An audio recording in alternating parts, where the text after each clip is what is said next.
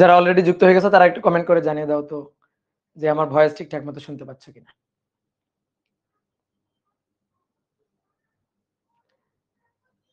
ওকে, সবকিছু ক্লিয়ার আছে। তো সবাই কেমন আছো? আশা করি সবাই ভালো আছো, সুস্থ আছো। তো আজকে আমাদের আধুনিক পদার্থবিজ্ঞান অধ্যায়ের সাইকেল 6 এ প্রথম ক্লাস। তো তোমাদের এর আগে আমরা সদ্য যে চ্যাপ্টারটা শেষ করছি সেটা হচ্ছে ফিজিক্যাল অপটিক্স অর্থাৎ ভৌত আলোকবিদ্যা। তো এখন তোমাদের সেকেন্ড পার্টে অধ্যায় বাকি আছে দুইটা, একটা নিউক্লিয়ার ফিজিক্স আর একটা হচ্ছে আধুনিক পদার্থবিজ্ঞানের সূচনা। আমি আধুনিক পদার্থবিজ্ঞানের সূচনাটা পড়াবো আর তোমাদের অপার ভাই হচ্ছে নিউক্লিয়ার ফিজিক্স এই চ্যাপ্টারটা পড়াবে। তো আমি টানা ক্লাস নিয়ে সপ্তাহে 4 দিন করে ক্লাস নিয়ে এই চ্যাপ্টারটা শেষ করে দেওয়ার পরে দেন তোমাদের অপার ভাই বাকি যে চ্যাপ্টারটা থাকলো সেটা তোমাদের পড়ায় তোমাদের সিলেবাসটা শেষ করে দিবে। তো মোটামুটি আমাদের এফআরবির ক্লাস শুরু হবে হয়তো জানুয়ারিতে। আমাদের মোটামুটি তার আগে বেশ ভালোই আগে আমাদের কিন্তু কোর্স শেষ হয়ে যাবে। তো দেখো আমরা এক এক করে প্রত্যেকটা চ্যাপ্টার শেষ করতে করতে একেবারে লাস্টের দিকে এসে হাজির হয়েছি। তো এই যে চ্যাপ্টারটা, এই চ্যাপ্টারটা খুব ইম্পর্টেন্ট একটা চ্যাপ্টার। এই চ্যাপ্টারটা বোঝাটা একটু কষ্ট, ফিল করাটা একটু কষ্ট, বাট এই চ্যাপ্টার থেকে প্রশ্নের অ্যান্সার করা, সৃজনশীল প্রশ্ন হোক বা অ্যাডমিশনের কোশ্চেন হোক, এগুলো অ্যান্সার করা খুব সহজ। কিন্তু এই চ্যাপ্টারটা ফিল করতে পারা একটু কঠিন আছে। এবং এই চ্যাপ্টারে মোটামুটি বেশ অনেক টপিকে আছে, বাট সব টপিক আমাদের ওইভাবে মনে করো ডেরিভেশন বা অত ডিটেলস পড়ার দরকার নেই। যেমন কিছু এক্সপেরিমেন্টাল ব্যাপার স্যাপার আছে এই অধ্যায়ে, কিছু প্রমাণ এক্সপেরিমেন্টাল ডেরিভেশন আছে।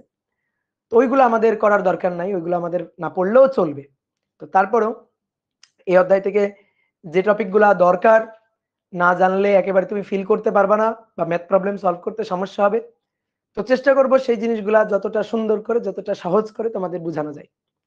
বাট কিছু কিছু চ্যাপ্টারের মনে করো যে কিছু কিছু চ্যাপ্টারের নাম বললে কিছু কিছু ভাইয়ের নাম উঠে আসে।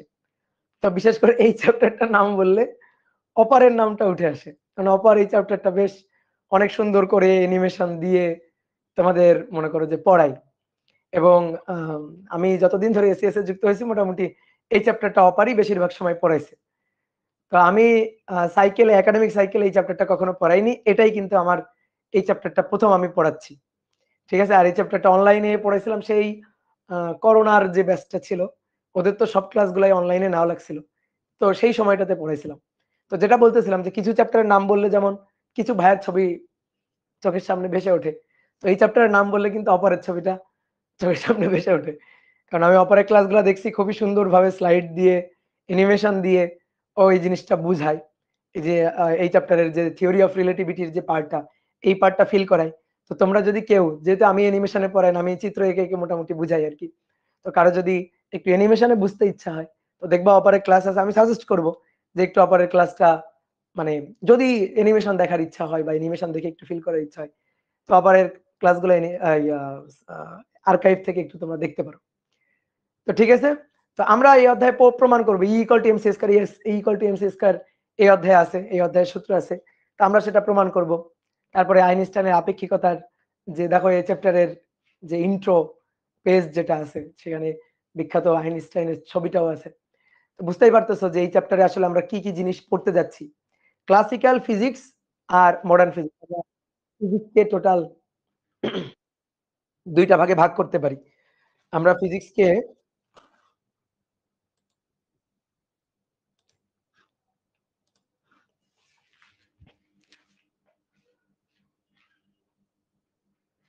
আচ্ছা, একজন বলছে আপনার স্লাইডে ভুল আছে। কি কি ভুল আছে? কি ভুল আছে ভাইয়া? স্লাইডে তো কিছুই নাই, স্লাইডে তো খালি এম স্কয়ার সি। আচ্ছা, সরি সরি। আচ্ছা, যে এডিট করছে তো আকাম করে দিছে ইকুয়াল টু এমসি স্কয়ার। না, আমরা ঠিক করে দিচ্ছি এমসি স্কয়ার। ওকে, ভুল এডিট করছে। আচ্ছা, যাই হোক। তো যেটা বলতেছিলাম যে এই অধ্যায়ে আমরা বেশ ভালো ভালো টপিকই পড়বো। আইনস্টাইনের থিওরি অফ রিলেটিভিটি পড়বো। তো দেখো আমি একটু বলি, আমরা ফিজিক্সকে মোটামুটি দুইটা ভাগে ভাগ করতে পারি। একটা হচ্ছে ক্লাসিক্যাল ফিজিক্স বা সনাতনী পদার্থবিদ্যা, আর একটা হচ্ছে মডার্ন ফিজিক্স বা আধুনিক পদার্থবিদ্যা। আমরা মোটামুটি এ যাবৎকাল যা কিছু পড়ে আসছি, বিশেষ করে বলতে পারো জিওমেট্রিক্যাল ফিজিক্স পর্যন্ত, জিওমেট্রিক্যাল অপটিক্স পর্যন্ত, মানে সেকেন্ড পার্টের 6 অধ্যায়, ফার্স্ট পার্টের অধ্যায়গুলো তো আছেই, এবং সেকেন্ড পার্টের 6 অধ্যায় পর্যন্ত আমরা যা কিছু পড়ে আসছি এগুলো সব ক্লাসিক্যাল ফিজিক্স বা নিউটনীয় পদার্থবিদ্যার অন্তর্ভুক্ত। মোটামুটি আমরা ওই যে 7 নম্বর চ্যাপ্টারটা অর্থাৎ ফিজিক্যাল অপটিক্স, ভৌত আলোক বিজ্ঞান, এই চ্যাপ্টার থেকে আমরা মডার্ন ফিজিক্সের একটু হালকা টাচ পাই। আমি তোমাদের এই যে ভৌত আলোক বিজ্ঞানের যে লাস্ট ক্লাস, সেই লাস্ট ক্লাসে আমি তোমাকে আলোর বেগ, শূন্য মাধ্যমে আলোর বেগ হিসাব করার সময় দেখাইছিলাম যে শূন্য মাধ্যমে আলোর বেগ এটা আসলে কোন পর্যবেক্ষক কোন কাঠামো থেকে হিসাব করতেছে এর উপর আসলে নির্ভর করে না। শূন্য মাধ্যমে আলোর বেগ কনস্ট্যান্ট, এবং এই শূন্য মাধ্যমে আলোর বেগ যে পর্যবেক্ষকই যে কাঠামো থেকে হিসাব করুক না কেন সব সময় কিন্তু একই হিসাব করবে। এবং সেই শূন্য মাধ্যমে আলোর বেগের সূত্রটা ছিল c=1/√ε এবং মিউ। তো এপসাইলন হচ্ছে ভেদনযোগ্যতা, মিউ ছিল হচ্ছে চৌম্বক প্রবেশ্যতা। তো এই দুইটা হচ্ছে একটা নির্দিষ্ট মাধ্যমের জন্য ধ্রুবক মান। আমি যদি এই ধ্রুবক দুইটার মান আমি বসাই এই সমীকরণে, তাহলে আমি ওই মাধ্যমে, শূন্য মাধ্যম বা অন্য যে কোনো মাধ্যমে, আমি কিন্তু আলোর বেগ পেয়ে যাব। ওকে, তাহলে আলোর বেগটা এটা কোন পর্যবেক্ষক কোন কাঠামো থেকে হিসাব করতেছে এর উপর নির্ভর করে না, অর্থাৎ আলোর বেগের ক্ষেত্রে আপেক্ষিকতা হয় না। তো থিওরি অফ রিলেটিভিটি বা আইনস্টাইনের এই আপেক্ষিকতার ব্যাপারটাই হচ্ছে এটা, যে তুমি এখানে সনাতনী পদার্থবিদ্যার সূত্রগুলো এখানে তুমি খাটাইতে পারবা না। সনাতনী পদার্থবিদ্যার যে ব্যাপারগুলা সেইগুলো দেখবে এখানে প্রযোজ্য হবে না। সনাতনী পদার্থবিদ্যায় বলা হয় দৈর্ঘ্য ভর সময়, দৈর্ঘ্য ভর সময় এগুলা কনস্ট্যান্ট, এগুলা ধ্রুবক। ধরো এই যে কলমটা, এই কলমের দৈর্ঘ্যটা আমি যা পরিমাপ করব, তুমি যা পরিমাপ করবা সেম। আমি যতক্ষণ ধরে পরিমাপ করব, আমি এখানে যতক্ষণ পড়াবো, তুমি তোমার বাসায় বসে পড়তেছো না, তো তুমি কিন্তু ততক্ষণই পড়বা। আমি 1 ঘন্টা ক্লাস নিলে তোমার ঘড়িতেও কিন্তু 1 ঘন্টা হবে। আমি 10টার সময় ক্লাস শেষ করছি, 11টায় ক্লাস, মানে 10টার সময় ক্লাস শুরু করছি, 11টায় ক্লাস শেষ করব 1 ঘন্টা, তাহলে তুমিও দেখবা তোমার ঘড়িতেও 10টার সময় ক্লাসটা শুরু হয়েছে, 11টার সময় শেষ হচ্ছে, অর্থাৎ তোমার ঘড়িতেও কিন্তু 1 ঘন্টাই হবে। তাহলে আমার কাঠামোতে পরিমাপ করার সময় এবং তোমার কাঠামোতে পরিমাপ করার সময় এটা কিন্তু ধ্রুবক হচ্ছে, একই হচ্ছে। আমি কোন একটা বস্তুর ভর, আমি এই কলমটার ভর আমি যা পরিমাপ করব, আমি আমার ভর যা পরিমাপ করব, এই কলমটা আমি যদি তোমাকে দিয়ে বলি তুমি ভর পরিমাপ করো, তুমিও কিন্তু কলমটার ভর একই পরিমাপ করবা। তাহলে দৈর্ঘ্য ভর এবং সময় এটা যে পর্যবেক্ষক যে কাঠামো থেকে হিসাব করুক একই তো পরিমাপ করে, অর্থাৎ ধ্রুব হয়। আমরা সনাতনী পদার্থবিদ্যা এইটাই জানি, এবং সনাতনী পদার্থবিদ্যার মূল কথাই কিন্তু এটা। কিন্তু মডার্ন ফিজিক্স অর্থাৎ আধুনিক পদার্থবিদ্যায় ব্যাপারটা কিন্তু এরকম না। আধুনিক পদার্থবিদ্যায় এই পরম ধ্রুব সময় বা দৈর্ঘ্য বা ভর হতে পারে না। আধুনিক পদার্থবিজ্ঞানে একমাত্র ধ্রুবক হচ্ছে আলোর বেগ। যে কাঠামো থেকে যে পর্যবেক্ষক হিসাব করুক, আলোর বেগকে সবাই আলোর বেগ সি হিসাব করবে, এর কোনো আপেক্ষিকতা হবে না। বাট সময় আমি আমার কাঠামোতে যা পরিমাপ করব, তোমার কাঠামোতে সেটা নাও হইতে পারে। ধরো তুমি পৃথিবীতে স্থির আছো, আমি মনে করো একটা রকেটে করে, সেই রকেটের বেগ আবার যেমন তেমন বেগ হলে চলবে না, আলোর বেগের কাছাকাছি বেগ হইতে হবে। আলোর বেগে কখনো কোনো বস্তু চলতে পারবে না, ঠিক আছে? আমরা ম্যাথমেটিক্যালি এই অধ্যায়ে দেখাবো জিনিসটা, যে কোনো বস্তু কেন আলোর বেগে চলতে পারে না। তাহলে আলোর বেগের কাছাকাছি বেগে যদি কোনো কাঠামো গতিশীল হয়, ধরো তুমি পৃথিবীতে আছো, আমি আলোর বেগের কাছাকাছি বেগ নিয়ে একটা রকেটে করে চলে গেলাম, তাহলে আমি সেই রকেটে থাকলে আমি রকেটের মধ্যে আমি ঘড়িতে যে সময় পরিমাপ করব, তুমি পৃথিবীর ঘড়িতে যে সময় পরিমাপ করবা, দুটার সময় একই হবে না। আমার বয়স যে হারে পরিবর্তিত হবে, যে হারে চেঞ্জ হবে, তোমার বয়স তোমার কাছে সময়টা সেরকম, তোমার কাঠামোতে সময়টা সেরকম হবে না। আমি ধরো পৃথিবীতে 10 বছর পর ফিরে আসলাম, কার হিসাবে? তোমার হিসাবে। তুমি পৃথিবীতে বসে 10টা ক্যালেন্ডার উল্টাই ফেলছো, 10টা বর্ষপঞ্জিকা উল্টাই ফেলছো, 10 বছর হয়ে গেছে, আমি পৃথিবীতে ফেরত আসলাম, আমার বয়স কিন্তু 10 বছর বাড়ে নাই। তুমি পৃথিবীতে 10 বছর তোমার বয়স বেড়ে গেছে, ধরো তোমার বয়স ছিল 20 বছর, হয়ে গেছে 30 বছর, ঠিক আছে? ধরো আমি গেছিলাম 20 বছরে, আমার কিন্তু 30 বছর হয় নাই, আমার বয়স কিন্তু কম হয়েছে। কি কথা বুঝছো? তাহলে এটাই হচ্ছে ব্যাপার, যে সময় দুই কাঠামোতে একই হবে না। আমি রকেটে বসে কোনো বস্তুর দৈর্ঘ্য যা পরিমাপ করব, তুমি পৃথিবীতে বসে যে দৈর্ঘ্য পরিমাপ করবা একই হবে না। ভর একই হবে না, দৈর্ঘ্য ভর সময় সবকিছুই হয়ে যাবে আপেক্ষিক, সবকিছুই হবে রিলেটিভ। তাহলে একমাত্র আমি এবং তুমি একমাত্র যে জিনিসটা পরিমাপ করবো একই হবে, সেটা হচ্ছে আলোর বেগ। সেটা হচ্ছে আলোর বেগ। তো আমরা এই অধ্যায়ে এই জিনিসটাই শুরু করতে যাচ্ছি। আমি তোমাদের খুবই ছোট জিনিস থেকে আস্তে আস্তে আস্তে আস্তে মানে প্রত্যেকটা টপিকের গভীরে ঢোকানোর চেষ্টা করব। ধৈর্য নিয়ে একটু থাকবা আমার সাথে, ঠিক আছে? তো চলো শুরু করি। আমরা প্রথমে আগে একটু নিউটন স্যারকে স্মরণ করি। এই অধ্যায়ে আইনস্টাইনের কথাবার্তাই আমরা বেশি বলবো, কিন্তু তারপরও মনে করো সনাতনী পদার্থবিদ্যার ভিত্তিপ্রস্তর স্থাপন করে হচ্ছে বিজ্ঞানী নিউটন। তো তার কথা আমরা একটু বলি। আমরা একটু নিউটনের সূত্রগুলো একটু আগে একটু মেমোরাইজ করি। নিউটনের সূত্রগুলো আমরা কোথায় পড়ছি? নিউটনের বলবিদ্যা চ্যাপ্টারে, ফার্স্ট পার্টের 4র্থ চ্যাপ্টারে পড়ছি।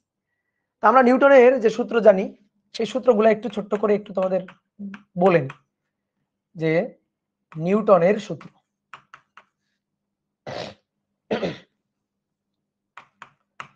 নিউটনের সূত্র, নিউটনের সূত্র হচ্ছে 3টা, এবং এটাই হচ্ছে সনাতনী পদার্থবিদ্যার সূত্র, ক্লাসিক্যাল ফিজিক্স বা সনাতনী পদার্থবিদ্যা। দেখো, নিউটনের প্রথম সূত্র যেটা, এই প্রথম সূত্রটাকে বলা হয় জড়তার সূত্র। প্রথম সূত্রটা হচ্ছে জড়তার সূত্র। এখান থেকে আমরা জড়তার ধারণাটা পাই। প্রথম সূত্র আমাদের বলতেছে যে কোনো বস্তুর উপর যদি বাহ্যিক বল ক্রিয়া না করে, কোনো বস্তুর উপর যদি বাহ্যিক বল ক্রিয়া না করে, তাহলে বস্তু যে অবস্থায় আছে সেই অবস্থায় বজায় রাখবে। বস্তু যে অবস্থায় আছে সেই অবস্থা বজায় রাখার এই যে প্রবণতা, সেটাকে বলা হয় হচ্ছে জড়তা। তাহলে বস্তু যে অবস্থায় আছে যদি স্থির অবস্থায় থাকে তাহলে সেটা স্থিতি জড়তা, আর যদি বস্তু গতিশীল অবস্থায় থাকে তাহলে সেটা গতি জড়তা। একই বেগ নিয়ে থাকবে, একই গতি জড়িত থাকবে। তো বস্তুর উপর যদি বাহ্যিক বল ক্রিয়া না করে, বাহ্যিক বল ক্রিয়া না করার দুইটা অর্থ হইতে পারে। হ্যাঁ, বাহ্যিক বল ক্রিয়া না করে, এই কথা দুটো অর্থ হইতে পারে। একটা অর্থ হচ্ছে কোনো বলই প্রযুক্ত হয়নি, কোনো বলই প্রযুক্ত হয়নি। এবং আরেকটা অর্থ হচ্ছে যে অনেকগুলো বল প্রযুক্ত হয়েছে, বল প্রযুক্ত হয়েছে কিন্তু প্রযুক্ত বলের লব্ধি শূন্য। প্রযুক্ত বলের লব্ধি শূন্য। তাহলে বাহ্যিক বল প্রযুক্ত হয়নি, দ্যাট ইজ F0। আর অনেকগুলো বল প্রযুক্ত হয়েছে, তাদের লব্ধি শূন্য, that is summation of F, অবশ্যই ভেক্টর সাম মানে লব্ধি, সেটা হবে শূন্য। এরকম যদি হয় তাহলে বস্তু যে অবস্থায় আছে সেই অবস্থায় থাকবে। এটা যদি হয় তাহলে বস্তু স্থির থাকলে স্থির, স্থির থাকলে স্থির। তো স্থির থাকলে স্থির থাকাটা, এটা হচ্ছে স্থিতি জড়তা। স্থিতি জড়তা। আরেকটা কথা হচ্ছে বস্তু গতিশীল থাকলে সমবেগে সরল রৈখিক পথে গতিশীল। বস্তু গতিশীল থাকলে সমবেগে সরল রৈখিক পথে আজীবন গতিশীল থাকবে। ঠিক আছে? তো এইটা হচ্ছে গতি জড়তা। গতি জড়তা। বস্তুর উপর তুমি বল প্রয়োগ করো নাই, এর উপর কোনো ধরনের বল নাই, তাহলে বস্তু স্থির থাকলে স্থির থাকবে, অর্থাৎ তার বেগ শূন্য থাকবে। আর যদি বস্তু গতিশীল থাকে, কোনো ধরনের কোনো বল প্রয়োগ করো নাই, না টান বল না ঘর্ষণ বল, কোনো ধরনের বল প্রযুক্ত হয় নাই, তাহলে বস্তু সমবেগে গতিশীল থাকলে এই সমবেগ নিয়েই চলতে থাকবে। এটা হচ্ছে প্রথম সূত্র। প্রথম সূত্র আমাদের বলে বাহ্যিক বল প্রযুক্ত না হলে কি হয়। ওকে, দ্বিতীয় সূত্র আমাদের বলে বাহ্যিক বল প্রযুক্ত হলে কি হয়। তাহলে এটা হচ্ছে দ্বিতীয় সূত্র। দ্বিতীয় সূত্র আমাদের বলে বাহ্যিক বল প্রযুক্ত হলে বস্তুর ভরবেগের পরিবর্তন হয়। অনেকে বলতে পারে ত্বরণ হয়। শোনো, সবসময় ত্বরণ নাও হইতে পারে, ঠিক আছে? ভরবেগের পরিবর্তন হয়। বাহ্যিক বল যদি প্রযুক্ত হয় তাহলে বস্তুর ভরবেগের পরিবর্তন ঘটে, এবং এই ভরবেগের পরিবর্তনের হার প্রযুক্ত বলের সমানুপাতিক। বল যেদিকে ক্রিয়া করে ভরবেগের পরিবর্তনটা সেদিকে ঘটে। আমি যদি তোমাদের বলি নিউটনের গতির দ্বিতীয় সূত্রটা লেখো তো, ম্যাক্সিমাম লিখে দিবে F = m। F = m থেকে একটু বের হয়ে আসো। F = m তুমি মিথ্যা হয়তো বলো নাই, বাট তুমি 3টা সত্যির একটা সত্যি বলছো, বাকি 2টা সত্যি বলো নাই। যদি তোমাকে বলা হয় নিউটনের গতির দ্বিতীয় সূত্রটা লেখো, তোমার লেখা উচিত হচ্ছে এইটা, যে F equal to ddt of P, F equal to ddt of P, ঠিক আছে, F equal to ddt of P। মানুষজন ফোন দেওয়ার টাইম পায় না, মেসেঞ্জারে কেন কল দিতে হবে?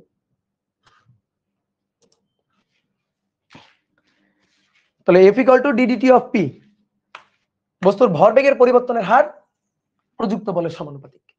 অনেকে ভাই সমানুপাতিক আপনি সমান চিহ্ন দিলেন কেন? ওই যে সমানুপাতিক ধ্রুবক 1 ধরি, বলের একক নিউটনের সংজ্ঞা দিতে কি আমরা সমানুপাতিক ধ্রুবক কত ধরি? 1 ধরি। তাহলে F equal to ddt of P, ভরবেগের পরিবর্তনের হার প্রযুক্ত বলের সমানুপাতিক। ভরবেগের পরিবর্তনটা যেদিকে ঘটবে এই বলের পরিবর্তন মানে বলটা প্রযুক্ত হবে সেদিকে, ভেক্টর ফরম্যাটে। এইবার আসো, এটার তিনটা ফরম্যাট হয়। ভরবেগ, ভরবেগ কাকে বলে?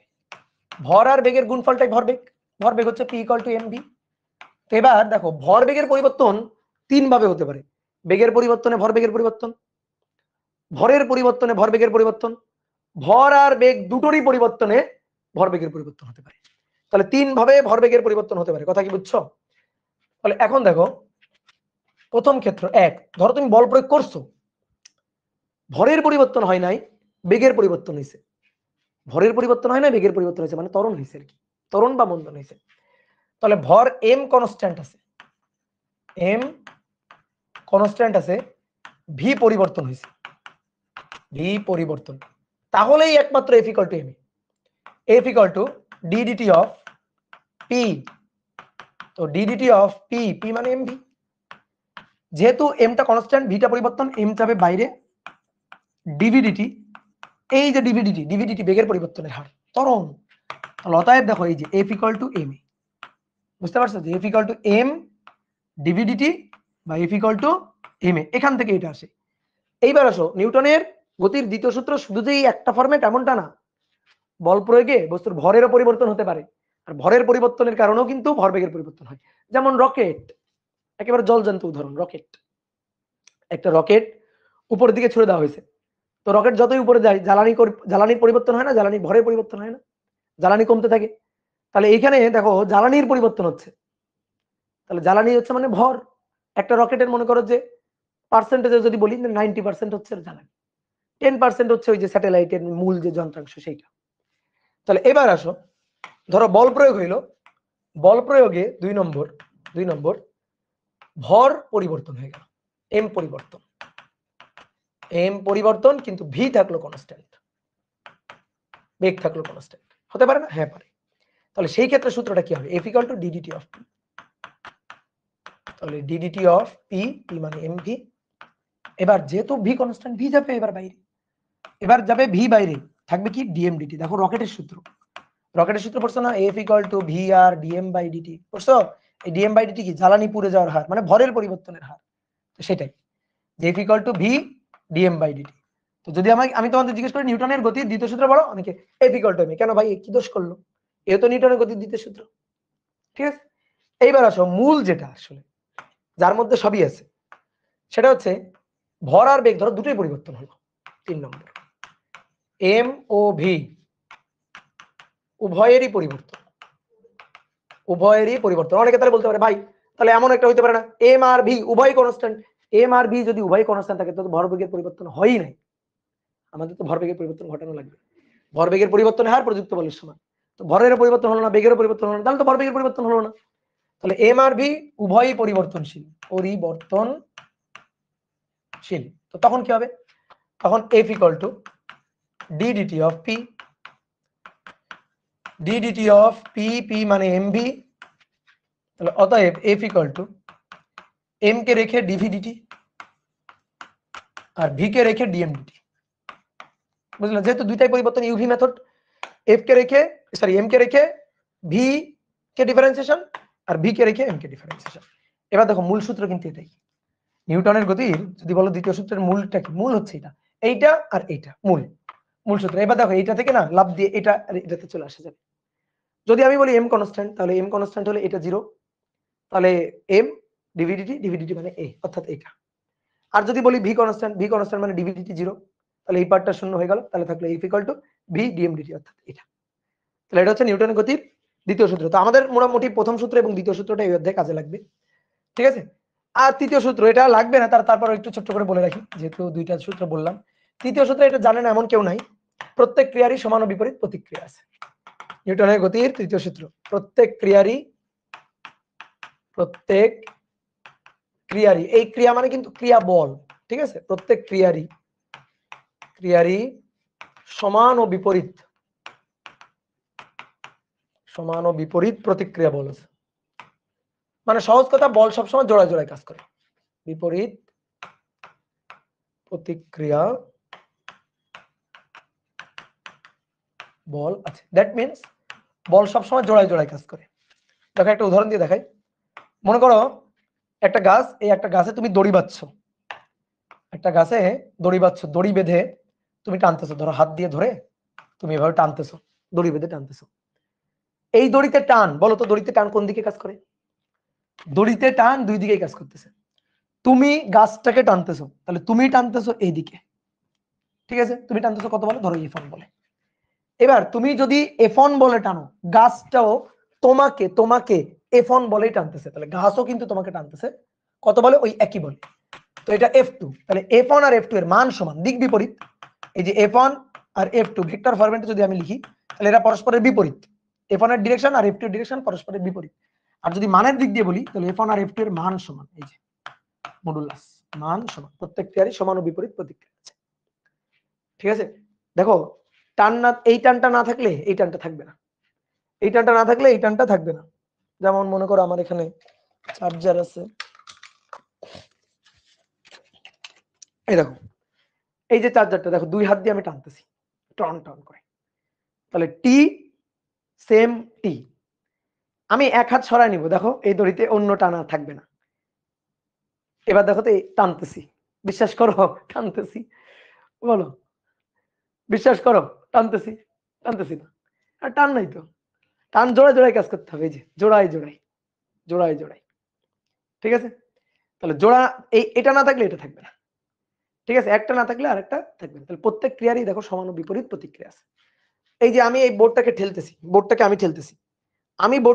বোর্ডও কিন্তু আমাকে ঠেলতেছে, ঠিক আছে? আমি বোর্ডটাকে ঠেলতেছি, বোর্ডটাও আমাকে ঠেলতেছে। এই যে আমি এখানে দাঁড়ানো আছি, আমি এই যে তলে দাঁড়ানো আছি, তো এই তলে আমি ক্রিয়া দিচ্ছি, তল আমাকে প্রতিক্রিয়া দিচ্ছে, এই কারণে আমি আমার ওজন টের পাচ্ছি। তো প্রত্যেক ক্রিয়ারই বলেরই সমান ও বিপরীত প্রতিক্রিয়া বল থাকবে।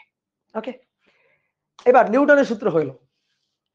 আমরা তো এই অধ্যায় পড়বো হচ্ছে আইনস্টাইনের আপেক্ষিকতা। তো আইনস্টাইনের আপেক্ষিকতা একবারে লাভ দিয়ে চলে যাওয়া যাবে না, ধাপে ধাপে যাইতে হবে। আমাদের এবার যে জিনিসটা বুঝতে হবে সেটা হচ্ছে প্রসঙ্গ কাঠামো, এবং তারপরে জড় ও অজড় প্রসঙ্গ কাঠামো। কোন ক্ষেত্রে নিউটনের সূত্র আমি খাটাইতে পারি, কোন ক্ষেত্রে খাটাইতে পারি না, তারপরে নিউটনের সূত্রের সীমাবদ্ধতা কি, এই জিনিসগুলো আমাদের একটু জানতে হবে। কি কথা হচ্ছে, এইগুলো আমাদের একটু জানতে হবে।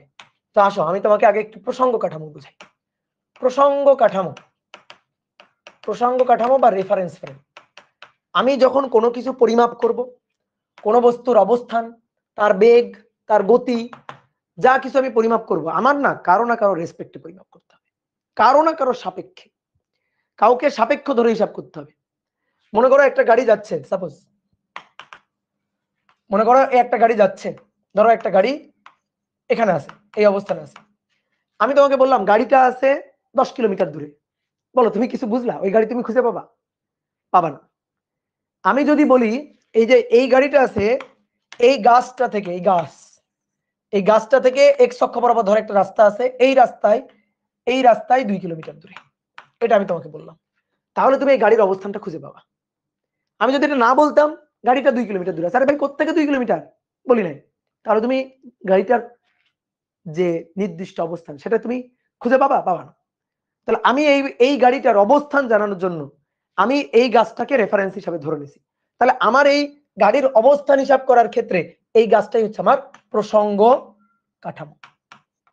কাঠামো বা রেফারেন্স ফ্রেম, ঠিক আছে? মনে করো এটা হচ্ছে একটা সরল রৈখিক রাস্তা, এই রাস্তায় তুমি বাইক চালায় যাচ্ছ, ধরো ঠিক আছে, তুমি বাইক চালায় যাচ্ছ, পিছনে মনে করো একটা কার আছে, এখানে একটা গাছ, আর ধরো গাছতলা এখানে একজন লোক দাঁড়ানো, এই গাড়িটা যাচ্ছে 20 মিটার পার সেকেন্ড বেগে, তুমি যাচ্ছ 30 মিটার পার সেকেন্ড বেগে। ঠিক আছে, যাচ্ছে ধরো। এখন আমি বললাম এই যে তোমার বেগ, এই মোটর বাইক আলোর বেগ, মোটরসাইকেল আরোহী বেগ 30 মিটার পার সেকেন্ড। তুমি কিছু বুঝবা না, তুমি কিন্তু পাল্টা প্রশ্ন করবা। তোমার কিন্তু উত্তর পুরোপুরি তুমি পাও নাই, এই উত্তরে তুমি সন্তুষ্ট না। গাড়ির বেগ 30 মিটার পার সেকেন্ড কে বলছে, কে হিসাব করছে? এই এই স্থির দাঁড়ায় থাকা এই ব্যক্তি যদি গাড়ির বেগ হিসাব করে তাহলে আচ্ছা ঠিক আছে 30 মিটার পার সেকেন্ড তার সাপেক্ষে। আবার যদি এই যে কার আরোহী, কারের যে ড্রাইভার, সে যদি এই গাড়ির বেগটা হিসাব করে তাহলে সে কিন্তু হিসাব করবে হচ্ছে 10 মিটার পার সেকেন্ড। বুঝো, আপেক্ষিক বেগ, ভেক্টর অধ্যায়ের হিসাব নিকাশ, গতিবিদ্যা অধ্যায়ের হিসাব নিকাশ, এটা যাচ্ছে সেকেন্ডে 30 মিটার, এও আবার পিছনে আগাচ্ছে সেকেন্ডে 20 মিটার। তাহলে এর সাপেক্ষে এই যে সাপেক্ষে আপেক্ষিক, ঠিক আছে, এর সাপেক্ষে বেগ হচ্ছে 10 মিটার পার সেকেন্ড। তাহলে এই গাড়িটার বেগ 30 মিটার পার সেকেন্ড হলো, 10 মিটার পার সেকেন্ড হলো। তাহলে একবার এ হিসাব করছে আর একবার এ হিসাব করছে।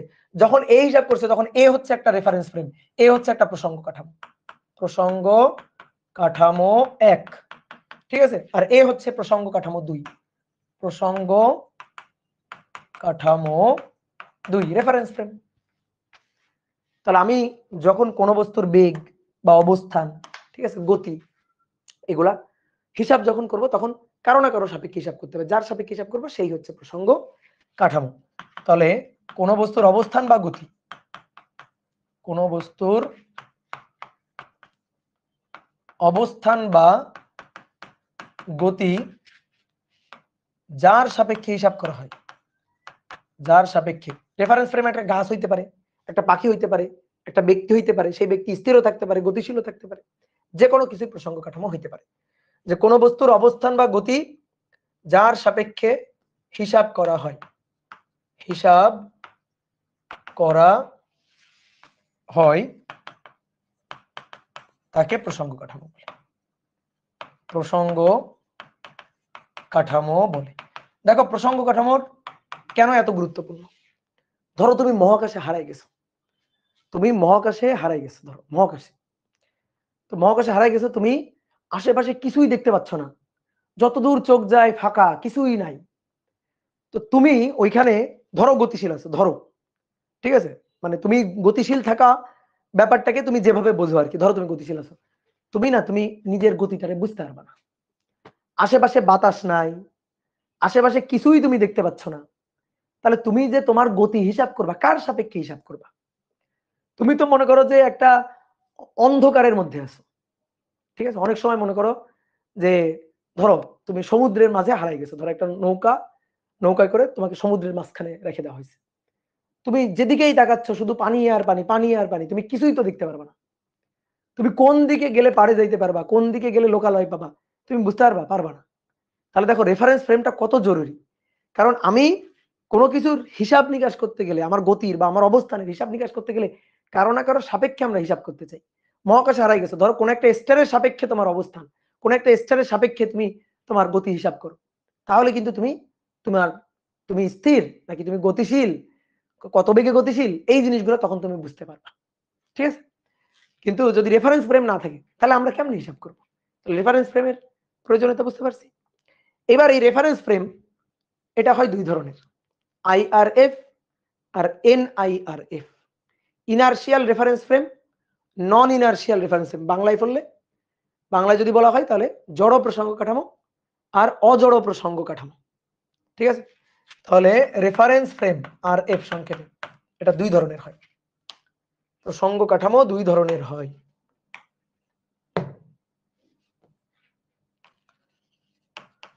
প্রসঙ্গ কাঠামো, রেফারেন্স ফ্রেম, এটা হবে দুই ধরনের, একটা হচ্ছে অজড় প্রসঙ্গ কাঠামো আর একটা হচ্ছে জড় প্রসঙ্গ কাঠামো।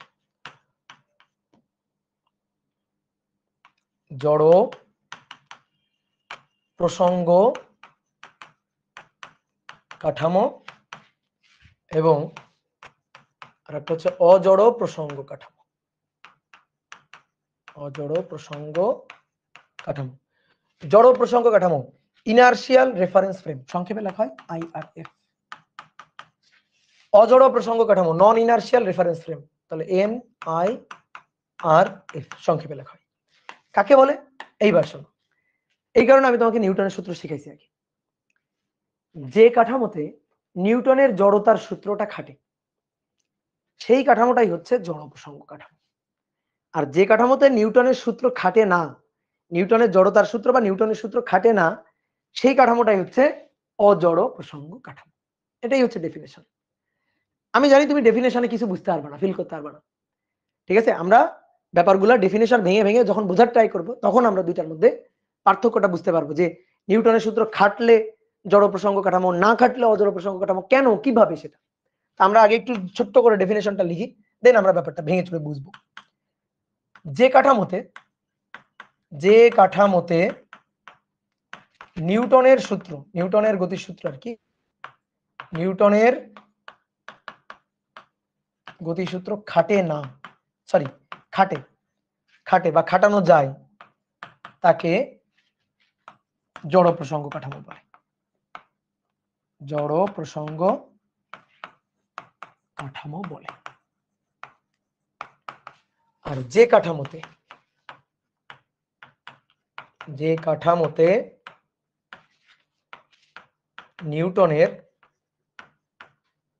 নিউটনের সূত্র খাটানো যায় না বা খাটে না, তাকে অজড় প্রসঙ্গ কাঠামো, অজড় প্রসঙ্গ কাঠামো বলে। এইবার শোনো, অজড় প্রসঙ্গ কাঠামোতে ত্বরণ হবে, ঠিক আছে? এই অজড় প্রসঙ্গ কাঠামোতে ত্বরণ থাকবে, ঠিক আছে? আর জড় প্রসঙ্গ কাঠামোতে ত্বরণ থাকবে না, ত্বরণ থাকবে না। তো ত্বরণ থাকবে না মানে ব্যাপারটা কেমন? ত্বরণ থাকবে না মানে স্থির থাকবে, পরস্পরের সাপেক্ষে স্থির থাকবে, অথবা সমবেগে গতিশীল থাকবে। পরস্পরের সাপেক্ষে স্থির থাকবে, নয়তো সমবেগে গতিশীল থাকবে, ত্বরণ হওয়া যাবে না।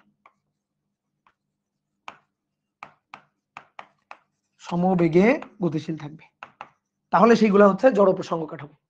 আর যদি ত্বরণ হয়ে যায়,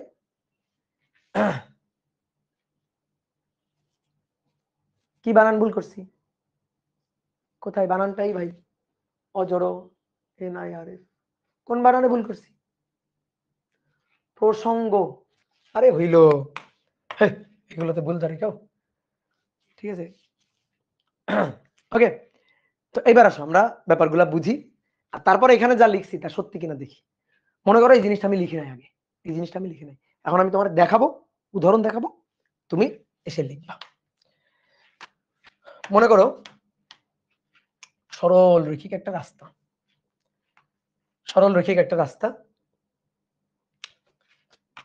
রাস্তার এখানে একটা গাছ আছে, এই গাছতলায় এখানে একজন লোক দাঁড়ানো,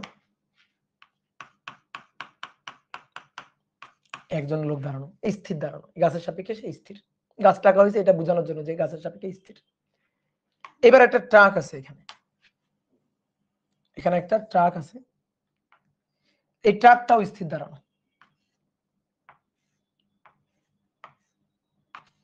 ট্রাকটাও কিন্তু স্থির দাঁড়ানো ছিল, ট্রাকটাও স্থির দাঁড়ানো। এই যে ট্রাক ড্রাইভার আছে এখানে, এই ট্রাকের উপরে এইখানে আরেকজন লোক দাঁড়ানো আছে, ট্রাকের উপরে এখানে একজন লোক দাঁড়ানো, আর এইখানে এই যে এই জায়গাতে একটা ব্লক রাখা আছে, একটা বাক্স রাখা আছে, একটা ব্লক। ট্রাকের যে তলটা, এই যে তলটা 100% মসৃণ, একটা মসৃণ তল। ওকে, তো ট্রাকটা কিভাবে আছে? ট্রাকটা স্থির ভাবে আছে, এই গাছের সাপেক্ষে লোকটা দাঁড়ানো স্থির, গাছের সাপেক্ষে ট্রাকটাও স্থির। এটা কখনকার ঘটনা? ধরো এটা তুমি, এটা ধরো তুমি, আর এটা মনে করো তোমার বন্ধু, ট্রাকের উপর এখানে দাঁড়ানো, জুতা পাই দিয়ে দাঁড়ানো, হ্যাঁ জুতা পাই দিয়ে বেশ ট্রাক ধরে দাঁড়ানো, বা এইভাবে চিন্তা করতে পারো, ওকে আমি ট্রাকের সাথে সিট বেল্ট দিয়ে লাগাই দিছি, এই যে ট্রাকের সাথে ধরো সিট বেল্ট দিয়ে লাগানো আছে, হ্যাঁ, তার মানে ট্রাকের যা হবে ওরও তাই হবে, ট্রাকের যা হবে ওরও তাই হবে আর কি। ট্রাকের সাথে সিট বেল্ট দিয়ে লাগানো আছে। সিট বেল্ট কেন আমরা পরি বলো তো? গাড়ি চালাচ্ছ, সিট বেল্ট কেন পড়তে হয়? কারণ মনে করো হঠাৎ করে সামনে একটা ট্রাক বা সামনে একটা কিছু এসে গেল, গাড়ি ব্রেক দেওয়া হইলো হঠাৎ করে, হার্ড ব্রেক, গতি জড়তার কারণে যদি তুমি ধরো সামনের বসে থাকো, সামনের সিটে বসে থাকো, তাহলে তুমি কিন্তু গতি জড়তার কারণে এইভাবে গিয়ে তোমার মাথা লাগবে, বাড়ি খাবে। ঠিক আছে? আমাদের একবার মনে করো যে বাড়ি যাওয়ার সময় গাড়িতে আমার আর কি ঠাকুমা, যে আর কি দাদি, তো সে ওরকম সামনের সিটে বসছে, বসার পরে গাড়ি হচ্ছে এরকম হার্ড ব্রেক দিছে আর গিয়ে এইভাবে মাথাটা লাগছে, গিয়ে নাকটা ফেটে গেছিল। ঠিক আছে? তো সেই নিয়ে তো অনেক দৌড়াদৌড়ি। তো এরকম কেন সিট বেল্ট পড়তে হয়? যেন তুমি এই গতি জড়তাটাকে তুমি ওভারকাম করতে পারো। যেন গাড়ি ব্রেক দিলে তুমি যেন এরকম সামনে গিয়ে ঝুঁকে না পড়ো, তোমাকে যেন আটকায় ফেলতে পারে সিট বেল্ট। তো এরকম ও কিন্তু সিট বেল্ট দিয়ে লাগানো আর কি। ঠিক আছে? এখানে সিট বেল্ট দিয়ে লাগানো আছে ওকে। তো এইবার আসো, এটা ধরো কয়টার ঘটনা? এটা ধরো সকাল ৮টার ঘটনা। কয়টা বাজে? সকাল ৮টা। ঠিক আছে? সকাল ৭টা বাজে, ধরো ৭টা, সকাল ৭টার ঘটনা, ৭টা AM এর ঘটনা। এইবার কিছুক্ষণ পরে ধরো ৭টা বেজে ২ মিনিট হয়েছে। তো ৭টা বেজে ২ মিনিট পরও ঘটনাটা সেম, একই ঘটনা। ৭টা বেজে ২ মিনিট পর, ৭টা বেজে ২ মিনিট বাজে, 7:02 AM। তো তখনকার ঘটনা হচ্ছে এটা, তখনকার ঘটনা এটা, এই একই ঘটনা। তো গাড়ি কি চলছে? না, চলে নাই, গাড়ি স্থির। এই গাড়িটা কেমন ছিল? গাড়ি স্থির ছিল। তাহলে গাড়ি স্থির ছিল, তাহলে গাড়ির বেগ কত? গাছের সাপেক্ষে গাড়ির বেগ যদি বলি, বেগ ছিল v0। এখনো কি আছে? তাই আছে। তাহলে গাড়ি স্থির আছে, অর্থাৎ গাড়ির যে বেগ v, সেটা কত? 0। এখন আমি একে জিজ্ঞেস করলাম যে এ এই বক্সটাকে দেখতেছে, তুমিও এই বক্সটাকে দেখতেছো। ঠিক আছে? আচ্ছা সরি, তুমি তো এটা ছিলা, তুমি বক্সটাকে দেখতেছো, এও এবার বক্সটাকে দেখতেছে। কতক্ষণ? এই যে 2 মিনিট ধরে দেখছো তোমরা। তাহলে এটা 2 মিনিট আগে, এটা 2 মিনিট পরে। দেখো এখানে তোমরা এই বক্সটাকে দেখা শুরু করলা, বক্সটাকে পর্যবেক্ষণ করা শুরু করলা। কে? তুমি, তোমার বন্ধু, দুইজন পর্যবেক্ষক। ঠিক আছে? Reference frame 1, reference frame 2, reference frame 1 আর F1 এন্ড আর F2, বুঝলা? দেখা শুরু করলা। তাহলে তুমি এবার জিজ্ঞেস করো, দেখো আমি তোমাকে জিজ্ঞেস করতেছি কেমন দেখছো? তুমি বললা ভাই স্থির দেখছি। তুমি এটাকে বললা ভাই আমি স্থির দেখছি। হ্যাঁ, স্বাভাবিক। দেখো তো, তোমার সাপেক্ষে এর অবস্থানের কোনো পরিবর্তন হচ্ছে না। তুমি কেমন দেখতেছো? এই বক্সটাকে স্থির দেখছো, ট্রাক তো থেমে আছে, তুমি বক্সটাকে স্থির দেখছো। এবার তোমাকে আমি 2 মিনিট পরে এসে আবার জিজ্ঞেস করলাম বক্সটা কেমন, বক্সটাকে কেমন দেখতেছো? তুমি বললা ভাই বক্সটা যেখানে ছিল দেখেন সেখানেই আছে। আমার সাপেক্ষে বক্সের অবস্থানের কোনো পরিবর্তন হয় নাই, কোনো পরিবর্তন হয় নাই। বক্সটা ভাই যেখানে ছিল সেখানে আছে, আমি আগেও যেমন দেখছিলাম এখনো সেই অবস্থায় দেখতেছি। তাহলে তুমি কেমন দেখলা? স্থির দেখলা। এবার আমি তোমাকে জিজ্ঞেস করলাম আচ্ছা এই বক্সের উপর কেউ কি কোনো ধরনের বল দিছে? ধাক্কা বল, টান বল, কেউ কি কোনো বল প্রয়োগ করছে? তো তুমি তো বলবে না ভাই আমি বক্সের দিকে তাকাইছিলাম, একভাবে তাকাইছিলাম, এখানে কেউ আসে না, আমি কাউকে আসতে দেখি নাই, কাউকে ধাক্কা দিতেও দেখি নাই, টান দিতেও দেখি নাই, কেউ এখানে কোনো বল প্রয়োগ করে নাই। তাই আমি বললাম আচ্ছা ঠিক আছে, তাহলে কেউ কোনো বল প্রয়োগ করে নাই, তাহলে এফ কত? এফ হচ্ছে 0। এবার আমি তোমাকে বললাম নিউটনের গতির প্রথম সূত্রটা বলো তো দেখি, জড়তার সূত্রটা বলো তো দেখি। ঠিক আছে? তো তুমি বললা যে ভাই জড়তার সূত্রটা হচ্ছে বাহ্যিক বল প্রযুক্ত না হলে, এফ 0 হলে স্থির বস্তু, স্থির বস্তু স্থিরই আছে, স্থির বস্তু স্থিরই আছে, বাহ্যিক বল প্রযুক্ত হয়েছে? No, F0। তাহলে স্থির বস্তু স্থিরই আছে। আমি বললাম এটা কার সূত্র? নিউটনের সূত্র, নিউটনের জড়তার সূত্র। আমি তোমাকে বললাম তুমি এখানে জড়তার সূত্রটা সত্যি প্রমাণ মানে সত্যি প্রমাণিত পাচ্ছ কিনা, মানে জড়তার যে সূত্রটা তুমি জানো সেটা তুমি এখানে দেখতে পাচ্ছ কিনা। তুমি বললে হ্যাঁ ভাই তাই তো দেখতে পাচ্ছি। দেখেন বাহ্যিক বল প্রযুক্ত হয়নি, স্থির বস্তু স্থিরই তো আছে। তাহলে নিউটনের গতির সূত্রটা তোমার কাছে খাটছে কিনা, তুমি খাটাইতে পারছো কিনা? ইয়েস অর নো বলো, বলো সূত্রটা খাটছে কিনা, সূত্রটা খাটাইতে পারছো কিনা? খাটাইতে পারছো, খাটাইতে পারছো, ইয়েস। তাহলে তুমি নিউটনের গতির জড়তার সূত্রটা খাটাইতে পারছো, খাটছে তোমার ক্ষেত্রে।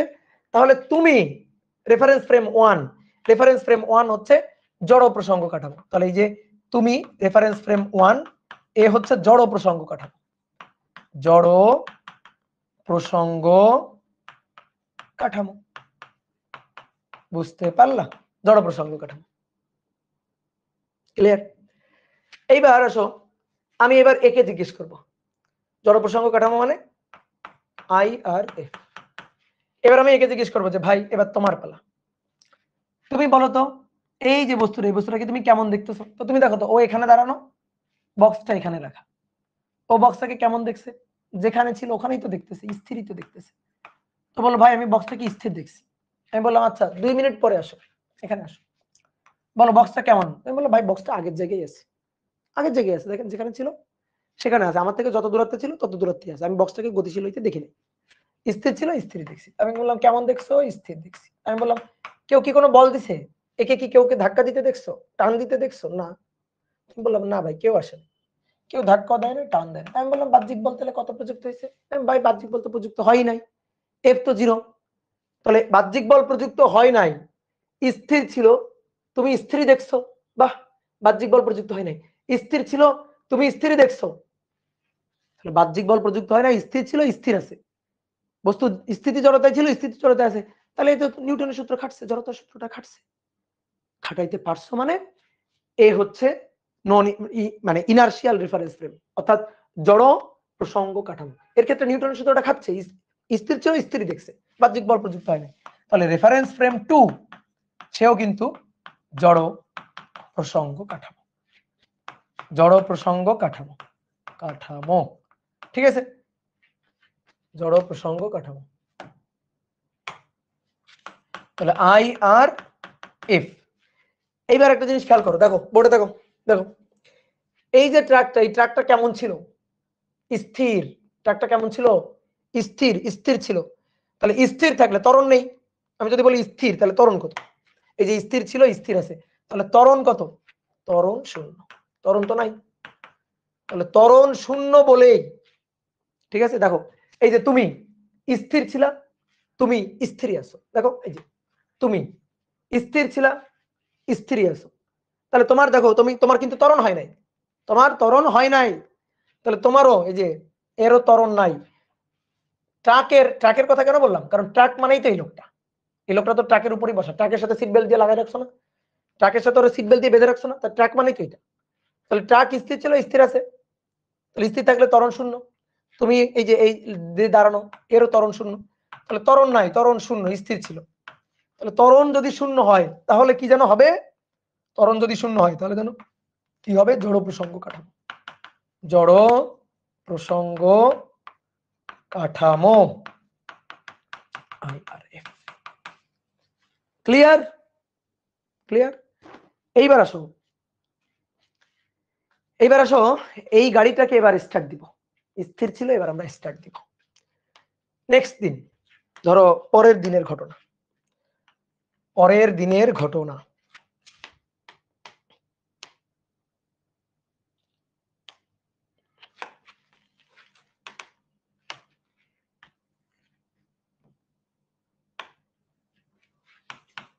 এই যে এটা হচ্ছে গাছটা, গাছের এখানে এই যে রেফারেন্স ফ্রেম 1 ধরানো, reference frame 1, this is truck,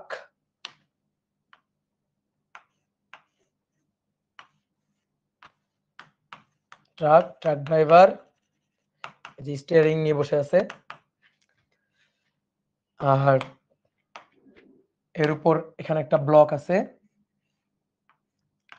এখানে একটা ব্লক আছে, আর আরেকজন পর্যবেক্ষক সেইখানে দাঁড়ানো, সে সিট বেল্ট দিয়ে বাঁধা ট্রাকের সাথে, ঠিক আছে। এইবার আসো, এই এই হচ্ছে অবস্থা। এখন এটার কিছুক্ষণ পরে, কিছুক্ষণ পরের ঘটনা, এটা হচ্ছে সকাল 7টার ঘটনা, 7টা AM, 7:02, তখনকার ঘটনা এটা। এইবার কি হয়েছে শোনো, এবার ড্রাইভার 7টার সময় এই ঘটনা, সেই সময় গাড়িটা স্টার্ট দিছে, গাড়ি স্টার্ট দিয়ে চলতে শুরু করছে। তাহলে গাড়ি আগে স্থির ছিল, স্থির ছিল, এখানে V0 ছিল, এইবার গাড়ির বেগটা বাড়তেছে, গাড়ির বেগ আছে এবং বেগটা বাড়তেছে, তাহলে গাড়ি এবার টান দিছে, ঠিক আছে, গাড়ি এবার টান দিছে, গাড়ির এই যে বেগটা, ধরো গাড়ির বেগটা হচ্ছে ভি, এটা 0 থেকে আস্তে আস্তে বাড়তেছে, ধরো 0 থেকে বাড়তেছে, 0 থেকে বেশি, তাহলে এবার ভি এটা নট ইকুয়াল টু 0, তাহলে 0 ছিল, গাড়ির বেগ হয়েছে, তার মানে গাড়ির ত্বরণ হয়েছে, গাড়িতে কিন্তু এবার ত্বরণ হয়েছে, গাড়িতে এবার ত্বরণ হয়েছে, ত্বরণ হয়েছে, ত্বরণ হয়েছে, গাড়ির বেগটা ধরো ভি, এটা 0 থেকে বাড়তেছে, ঠিক আছে, বাড়তেছে, আস্তে আস্তে ভি এর মানটা 0 থেকে বাড়তেছে, 0 থেকে বাড়তেছে, ঠিক আছে, তাহলে ত্বরণ হয়েছে বা ত্বরণ হচ্ছে আর কি। তাহলে গাড়ির এবার ত্বরণ আছে, বেগ বৃদ্ধি হচ্ছে, স্টিয়ারিং স্টিয়ারিং ধরে বসেছিল, এক্সেলারেটর চাপ দিয়ে গাড়ি টান দিছে, ছাই করে গাড়ি টান দিছে। এবার সবাই বোর্ডে তাকাও, সবাই এবার বোর্ডে তাকাও, গাড়ি টান দিছে, তাহলে কি ঘটনা ঘটবে? এখানে তো গাড়িটা স্থির ছিল, এবার গাড়ি টান দিল, টান দিলে কি হবে জানো? এই যে তলটা ছিল 100% মসৃণ, 100%, তাহলে গাড়ি যদি ড্রাইভার টান দেয়, তাহলে এই লোকটা, এই ব্যক্তিটা আর এই বক্সটা, এই দুইটা কিন্তু পড়ে যাবে। কারণ এই যে আমরা যখন বাসে উঠি, বাস যখন ধরো বাসে দাঁড়ানো আছি, এভাবে ধরে দাঁড়ানো আছি, বাস টান দিছে, টান দিলে আমরা এইভাবে পিছনে ঝুঁকে পড়ি, কেন? আমরা আমাদের স্থিতি জড়তা বজায় রাখতে চাই, বাসটা গতি জড়তায় টান দিছে, আর আমরা আমাদের স্থিতি জড়তা বজায় রাখার জন্য আমরা পিছনের দিকে হেলে পড়ি, কি হয় না? এটা হয় না? বলো। তো এখন কথা হচ্ছে কি, যদি বাসের তলটা মসৃণ হইতো, বাসের তলটা যদি মসৃণ হইতো, ধরো তুমি একেবারে ছাদে দাঁড়ানো আছো, এরকম এই অবস্থায় দাঁড়ানো আছো, তাহলে বাস বা ট্রাক চলে গেল, তোমারে ফেলে রেখে চলে গেল, এটাই হবে। এই কারণে ওরা আমি সিট বেল্ট দিয়ে বেঁধে দিছি, যে সিট বেল্ট দিয়ে বেঁধে দিছি কেন? কারণ ওরে নিয়ে চলে যাবে, ওরে নিয়ে যাবে, ও ট্রাকেরই অংশ, ও কিন্তু ট্রাকেরই অংশ, ট্রাকের যা হবে ওরও তাই হবে। কিন্তু এই বক্সটা তো সিট বেল্ট দিয়ে বাঁধা ছিল না, বক্সটা তো জাস্ট রাখা ছিল এই ঘর্ষণহীন তলের উপর, মসৃণ তলের উপর বক্সটা জাস্ট রাখা ছিল। এইবার বক্সটার কি অবস্থা হবে? বক্সটা কি এখানে থাকবে? বক্সটা কি এখানে থাকবে বলো? গাড়িটা গাড়িটা চলে যাবে সামনে, গাড়িটা সামনে চলে যাবে, তাহলে বক্সটা কি ওখানে থাকবে? বক্সটা কি এর উপরে থাকবে? না, বক্সটা যেখানে ছিল, ধরো এখানে ছিল, এখানেই থাকবে বা নিচে পড়ে যাবে আর কি, ঠিক আছে? তাহলে বক্সটা এখানেই থাকবে, বক্সটাকে রেখে চলে যাবে, ভাবনা শূন্যে ভাসবে, ঠিক আছে, ভাবনা শূন্যে ভাসবে, নিচেই পড়বে, কিন্তু একই জায়গায় তো থাকলো আর কি, ওই স্থানেই তো থাকলো। তুমি উলম্ব গতির কথাটা বাদ দাও, উলম্ব ভাবে নিচে পড়ে গেল, ওটা বাদ দাও, তুমি এই পয়েন্টেই তো দেখতেছো, ওই স্থানেই তো দেখতেছো, তাহলে বক্সটাকে রেখে কিন্তু গাড়িতে চলে গেল। এইবার আসো, অজড় প্রসঙ্গ কাঠামো কাকে বলে জানো? যে কাঠামো থেকে ভূত দেখা যায়, ভূত, যে কাঠামো থেকে ভূত দেখা যায়, ভূত আছে বলে মনে হয়, ঠিক আছে, ভৌতিক ঘটনা ঘটে, সেটাই হচ্ছে অজড় প্রসঙ্গ কাঠামো। এখন আসো আমি তোমার বুঝাই, দেখো এটা, এই যে তোমাকে আমি জিজ্ঞেস করলাম বক্সটা কেমন, তুমি বললা ভাই বক্সটা স্থির। তোমাকে আমি জিজ্ঞেস করছি বক্সটা কেমন, তুমি বললা ভাই বক্সটা দেখেন থেমে আছে। আমার সাপেক্ষে আমি বক্সটাকে দেখানে দেখছি, ওখানেই আছে, তাহলে আমার সাপেক্ষে বক্সটা স্থির। আমি বললাম আচ্ছা ঠিক আছে, 7টা 2 বক্সটা কেমন? 7টা 2 বক্সটা কেমন? বলো বলো বলো। বক্সটাকে যেখানে দেখছো সেখানেই কিন্তু বক্সটা আছে, এ কিন্তু বক্সটাকে ওখানেই দেখতেছে, গাড়ি চলে যাচ্ছে, গাড়ি চলে গেছে, এ গাড়িকে গতিশীল দেখছে, তাই গাড়ি চলে গেল, কিন্তু বক্সটা যেখানে ছিল সেখানেই থাকলো, তাহলে কেমন দেখলো? স্থির। এইবার এইবার দেখো, একে আমি জিজ্ঞেস করলাম ভাই বক্সের উপর কেউ কি কোনো বল দিছে? কেউ ধাক্কা বল দিছে, টান বল দিছে, কেউ এসে বক্স নিয়ে বাড়ি চলে গেছে? না, যায় নাই, কেউ কোনো বল দেয় না। দেখো এর উপরে তুমি টাচ করতে দেখছো কাউরে? কেউ ধরছে? কেউ ধরে নাই, এরে কেউ ধরে নাই, কেউ টাচ করে নাই, তাহলে এফ ইকুয়াল টু কত? 0। তাহলে এবার একে বলো যে এই ভাই তুই নিউটনের গতির প্রথম সূত্রটা বল, একে বলো নিউটনের গতির প্রথম সূত্রটা বল। ও বলতেছে বাহ্যিক বল প্রযুক্ত না হলে স্থির বস্তু স্থির, বাহ্যিক বল প্রযুক্ত না হলে স্থির বস্তুকে সে স্থির দেখছে, একই জায়গায় ছিল একই জায়গায় দেখছে, তাহলে এর জন্য নিউটনের গতির প্রথম সূত্র জড়তার সূত্র খাটাইতে পারছো, তাহলে ও হচ্ছে জড় প্রসঙ্গ কাঠামো, এ হচ্ছে জড় প্রসঙ্গ কাঠামো। তাহলে এই যে আর এফ রেফারেন্স ফ্রেম 1 সে হচ্ছে জড় প্রসঙ্গ কাঠামো, জড় প্রসঙ্গ কাঠামো। তোমার মনে হতে পারে কি শুরু করলেন ভাই, সবই তো জড় প্রসঙ্গ কাঠামো, কই আপনার অজড় প্রসঙ্গ কাঠামো কই? এইবার আসো কাহিনী, এইবার কাহিনী দেখো। দেখো এই লোকটাকে, এই পর্যবেক্ষককে, এর নাম কি ছিল? Reference frame 2। এরে জিজ্ঞেস করলাম ভাই বক্সটা কোথায়? এখানে। বক্সটাকে কেমন দেখতেছো? বক্সটা যেখানে ছিল ওখানেই। ঠিক আছে, এখানে বললাম 2 মিনিট ধরে বক্সের দিকে তাকায় থাকো। ও 2 মিনিট ধরে বক্সের দিকে তাকায় আছে, দেখতেছে বক্স এদিকেও আগাচ্ছে না, এদিকেও আগাচ্ছে না, এদিকেও আগাচ্ছে না, এদিকেও আগাচ্ছে না। বক্সটা যেখানে ছিল সেখানে। আমি বললাম বক্সটা কেমন?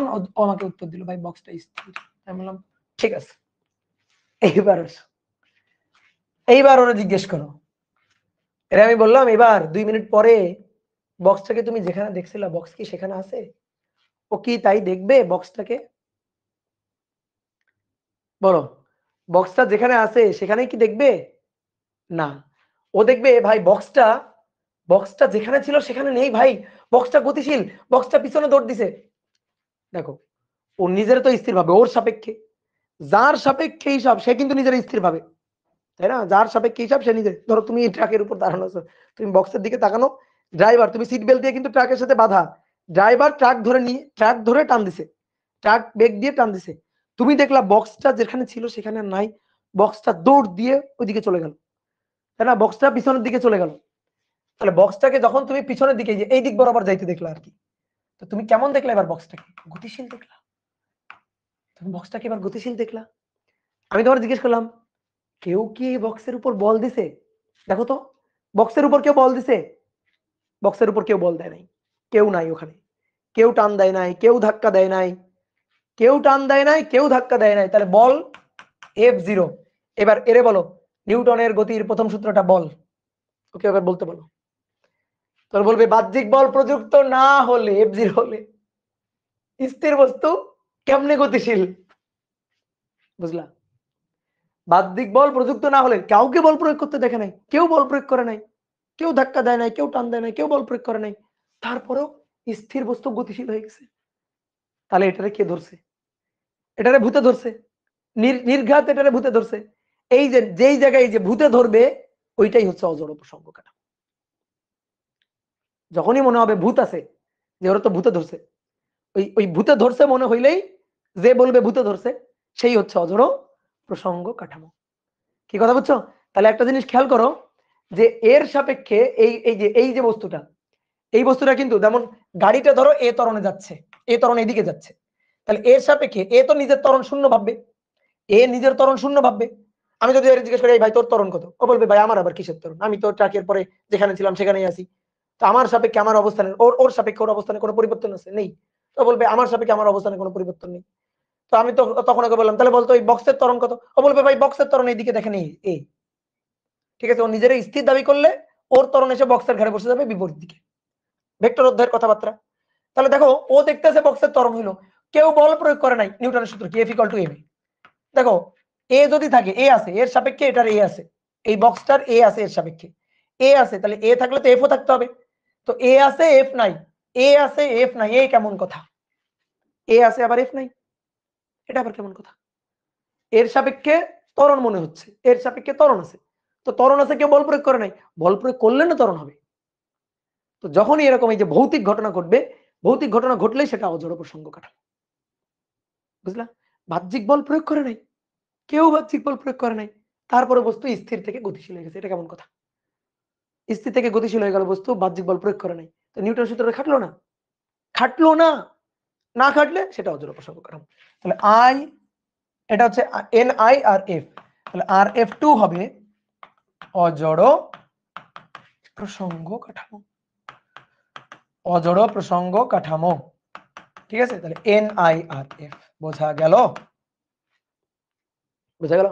তাহলে এবার দেখো এই রেফারেন্স ফ্রেম 1 হচ্ছে জড় প্রসঙ্গ কাঠামো, আর রেফারেন্স ফ্রেম 2 হচ্ছে অজড় প্রসঙ্গ কাঠামো।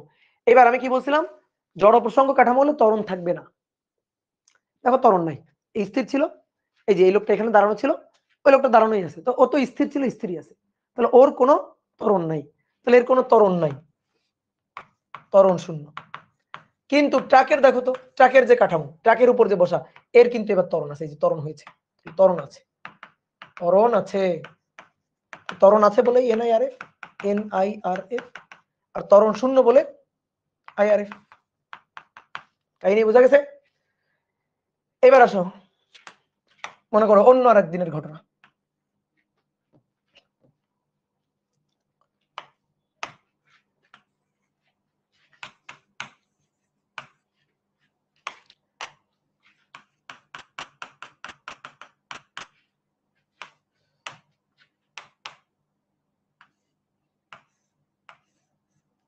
এটা হচ্ছে ট্রাক।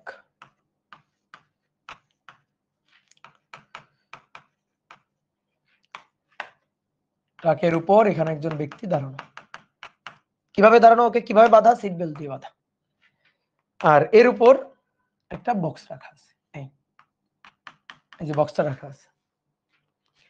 তো এটা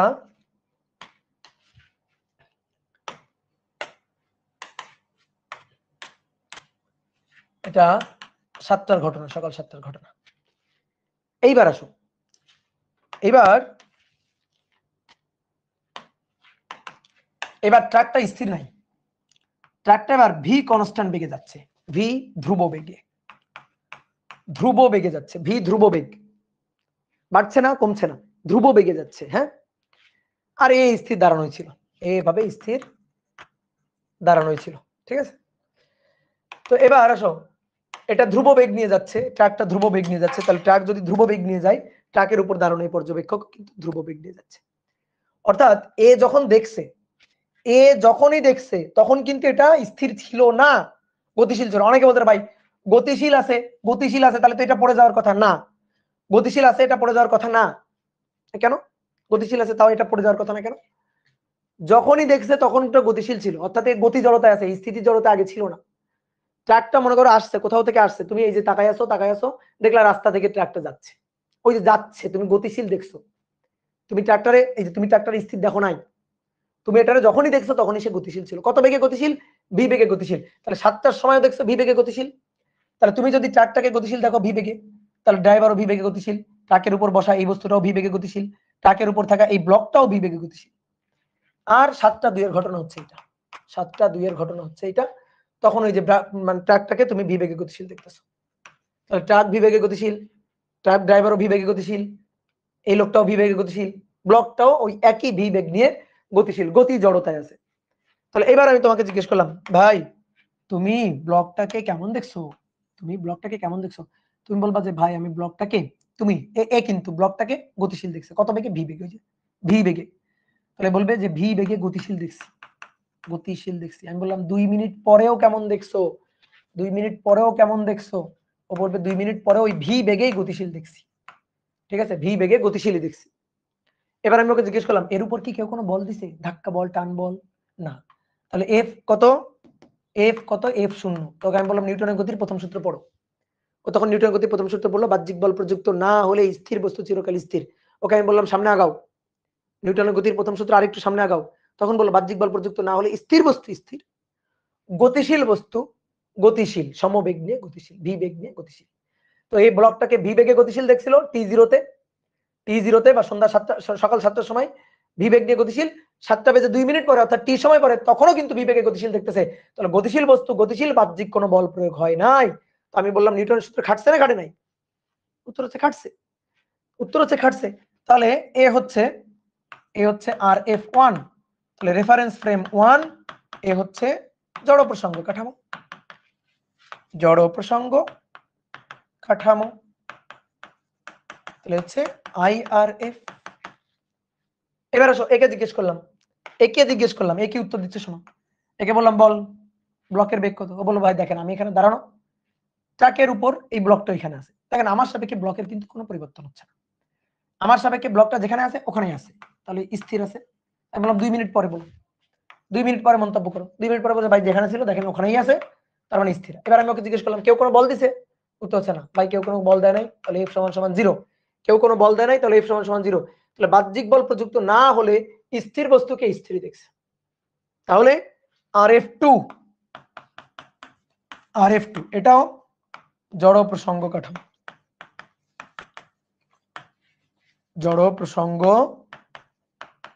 কাঠামো, তাহলে এটাও হচ্ছে IRF।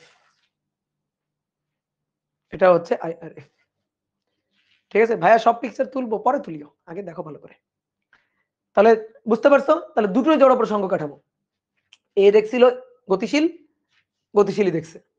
এ দেখছিল স্থির, স্থির দেখছে। এইবার আসো নেক্সট দিনের ঘটনা। এবার নেক্সট দিনের ঘটনা।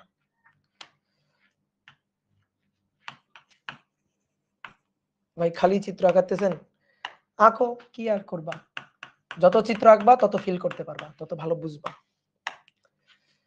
চিত্র না আঁকলেও হবে, পরে আঁকলেও হবে, আগে বুঝো ভালো করে। এই যে ট্রাকটা,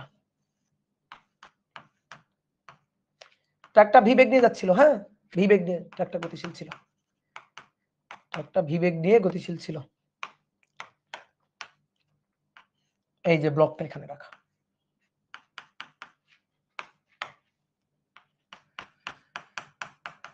সিট বেল্ট দিয়ে বাধা পর্যবেক্ষক। ঠিক আছে, এবার এটা কয়টার সময় ঘটনা? 7টার সময় ঘটনা, সকাল 7টা। এখান থেকে না ব্রেক দেওয়া শুরু হয়েছে। এবার এই ড্রাইভার এবার ব্রেক দিচ্ছে, ব্রেক দিচ্ছে, ব্রেক দিচ্ছে মানে কি, মন্দন, মন্দন হচ্ছে। তাহলে আস্তে আস্তে বেগ কমছে, বেগ ভি, এই ভিটা কমছে, ভি আস্তে আস্তে কমছে। আগে স্থির ছিল, স্থির ছিল, এক্সেলেটর চাপ দিয়ে বেগ বাড়াইছে। এবার গতিশীল ছিল, ব্রেক দিয়ে বেগ কমাচ্ছে, মন্দন হচ্ছে, ত্বরণ মন্দন হচ্ছে আর কি, সহজ কথা।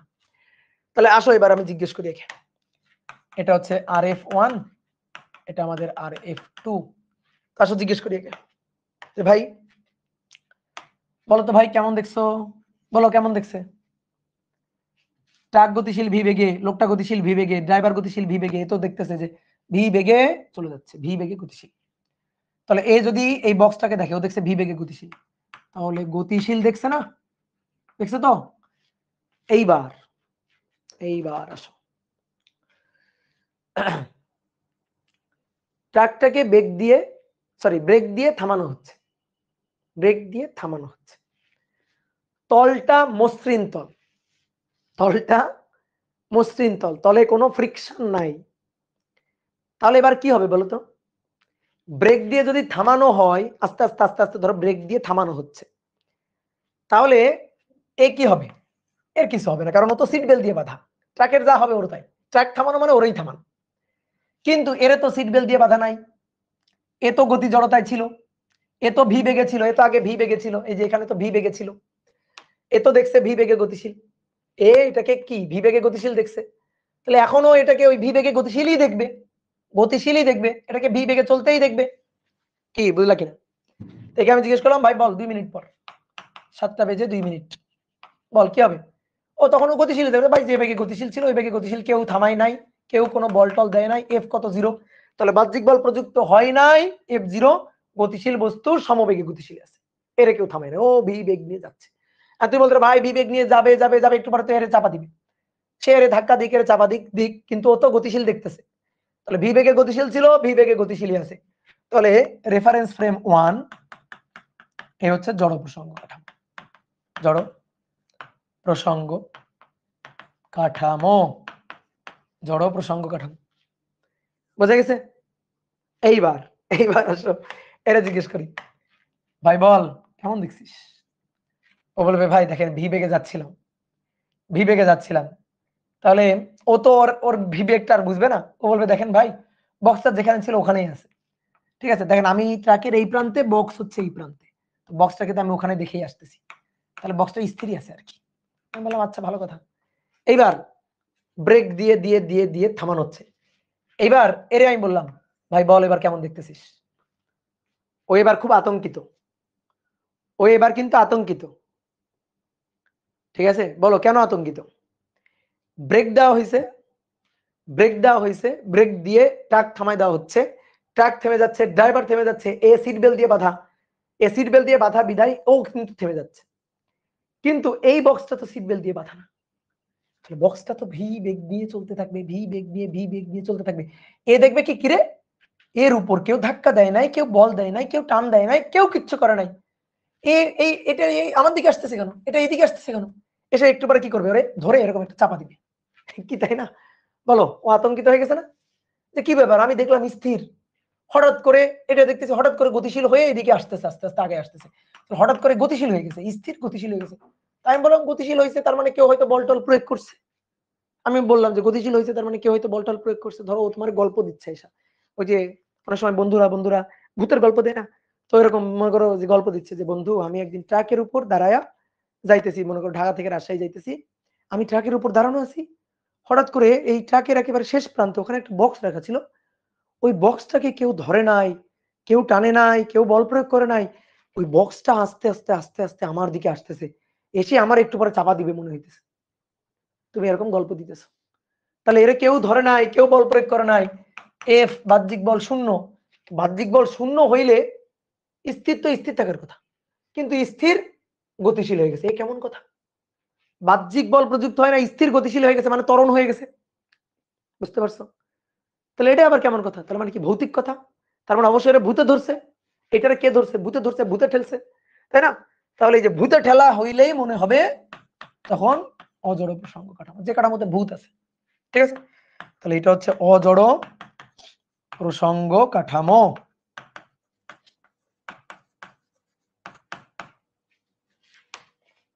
NIRF, আর এটা হচ্ছে IRF। তাহলে প্রসঙ্গ কাঠামো চিনতে পারছো? বলো পারছো কিনা? এবার দেখো কি বলছিলাম, এ যেভাবে দাঁড়ানো আছে, যেভাবে স্থির দাঁড়ানো আছে, স্থির দাঁড়ানো আছে, স্থির স্থিরই আছে, তাহলে এ স্থির স্থির ছিল, ত্বরণ শূন্য আর কি। তো ত্বরণ শূন্য বলেই তো IRF, ত্বরণ শূন্য বলে। কিন্তু দেখো এর এ মানে ট্রাক আর কি, ট্রাক। তো কি হচ্ছে, ভি কমতেছে, তাহলে ভি আস্তে আস্তে আস্তে আস্তে কমতেছে, ব্রেক দিচ্ছে, মন্দন হচ্ছে, তো মন্দন ত্বরণ, মন্দন হচ্ছে, তাহলে মন্দন হচ্ছে বিদায় এটা NIRF। তাহলে এখানে যে কথাগুলো লিখছিলাম দেখো, এই যে কথাগুলো লিখছিলাম কথা সত্যি কিনা? যে কাঠামোতে নিউটনের গতিসূত্র খাটে তাকে জড় প্রসঙ্গ কাঠামো বলে।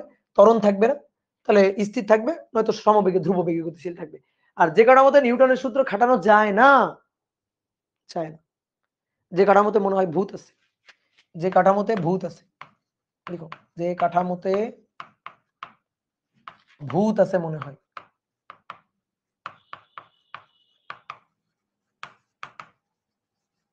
সেটাই হচ্ছে অজড় প্রসঙ্গ কাঠামো। তো ত্বরণ থাকবে, ঠিক আছে, ত্বরণ থাকবে। আসো,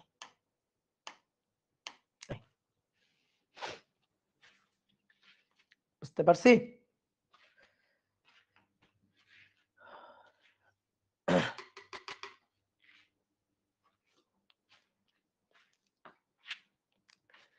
তাহলে ভূত আছে মনে হইলেই সেটা অজড় প্রসঙ্গ কাঠামো।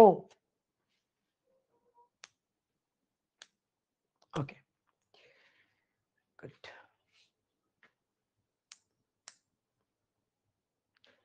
এইবার আসো গ্যালিলিও রূপান্তর। গ্যালিলিও রূপান্তর হচ্ছে সনাতনী পদার্থবিদ্যার কথা। গ্যালিলিও রূপান্তর সনাতনী পদার্থবিদ্যার কথা। গ্যালিলিও রূপান্তর,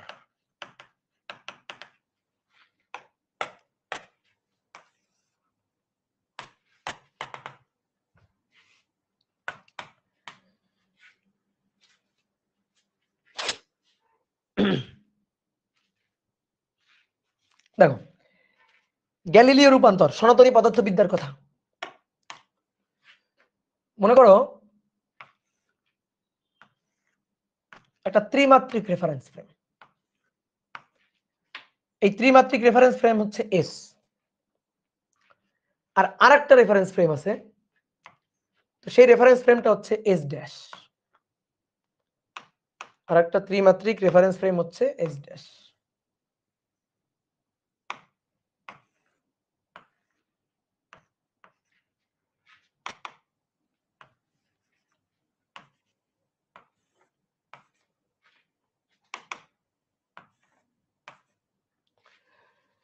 এটা এক্স অক্ষ, ওয়াই অক্ষ, জেড অক্ষ, এটাকে আমরা বললাম এস ড্যাশ। এই কাঠামোর সাপেক্ষে এই রেফারেন্স ফ্রেমটা, এই প্রসঙ্গ কাঠামোটা ভি বেগে গতিশীল, ভি ধ্রুব বেগে গতিশীল।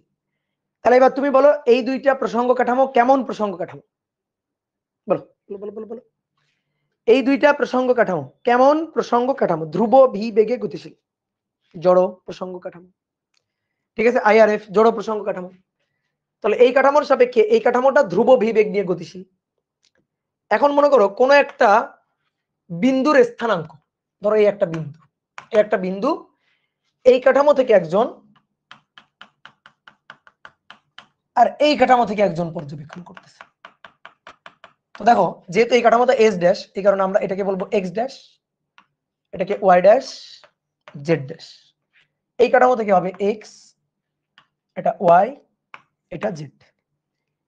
এখন একে যদি বলি ভাই বলতো ওই বিন্দুর পি বিন্দুর স্থানাঙ্ক কত বল, একে বলতে বললাম ভাই বলতো ওই পি বিন্দুর স্থানাঙ্ক কত, তখন এ পি বিন্দুর স্থানাঙ্ক বলবে, এ পি বিন্দুর স্থানাঙ্ক, পি বিন্দুর স্থানাঙ্ক বলবে যে ভাই যে এত দূর এক্স অক্ষ, এক্স, তারপরে ওয়াই, তারপরে জেড আর কি, এক্স ওয়াই জেড। তার মানে এর স্থানাঙ্ক পি বিন্দুর স্থানাঙ্ক এস কাঠামোর সাপেক্ষে এক্স ওয়াই জেড, এস কাঠামোর সাপেক্ষে, ঠিক আছে। একটা ত্রিমাত্রিক বিন্দু, কিন্তু ত্রিমাত্রিক বিন্দু, ধরো আকাশে চাঁদ উঠছে, চাঁদ, ঠিক আছে, দুই কাঠামো থেকে দুইজন দেখতেছে। তাহলে তুমি হিসাব করবা এখান থেকে যে ভাই চাঁদ উঠছে, চাঁদ না চিন্তা করে তুমি চিন্তা করো যে মনে করো যে মাঠের মাঠের মাঝে একটা বাঁশ পোতা হয়েছে, একটা খুঁটি পোতা হয়েছে, খুঁটির মাথায় একটা হেসাক লাইট জ্বালায় রাখা হয়েছে বা একটা বাল্ব জ্বালায় রাখা হয়েছে, ঠিক আছে। চাঁদ চিন্তা করিও না, চাঁদ অনেক দূরে চলে যাবে, চাঁদ আপাতত চিন্তা করিও না, চাঁদ সূর্য আমরা পরের দিন চিন্তা করবো। আপাতত চিন্তা করো একটা মানে বাতি জ্বালায় রাখা হয়েছে, একটা বাল্ব জ্বালায় রাখা হয়েছে মাঠের মাঝখানে। তাহলে বাল্বটার স্থানাঙ্ক এক্স ওয়াই জেড, এই যে এখানে আর কি শূন্যে ভাসমান একটা বিন্দু। এবার একে আমি বললাম ভাই তুই বলতো, তুই বলতো ওই বিন্দুর স্থানাঙ্ক কত, ও বলছে এস ড্যাশ, এস ড্যাশ। তো ও তখন বলবে এস ড্যাশ, এস ড্যাশ সেটা হচ্ছে x dash y dash z dash. ও তো এই কাঠামো থেকে হিসাব করবে, দুইটা দুইটা কাঠামো। এবার আসো তো এদের এই এক্স ড্যাশ ওয়াই ড্যাশ এবং জেড ড্যাশের মধ্যে সম্পর্কটা আমরা দেখি তো। আসো এই যখন ওই বিন্দুর এক্স স্থানাঙ্ক পরিমাপ করবে, দেখো ভালো করে দেখো, মূল বিন্দু থেকে এটা হচ্ছে 0 0 0 0 0 0, এখান থেকে এই যে এক্স অক্ষ বরাবর যাচ্ছে যাচ্ছে যাচ্ছে যাচ্ছে যাচ্ছে এই পর্যন্ত, এই কাঠামো থেকে এই পর্যন্ত এক্স, তারপরে ওয়াই, তাহলে এইটুকু হচ্ছে এক্স, এই যে এখান থেকে এই পর্যন্ত এইটুকু, এখান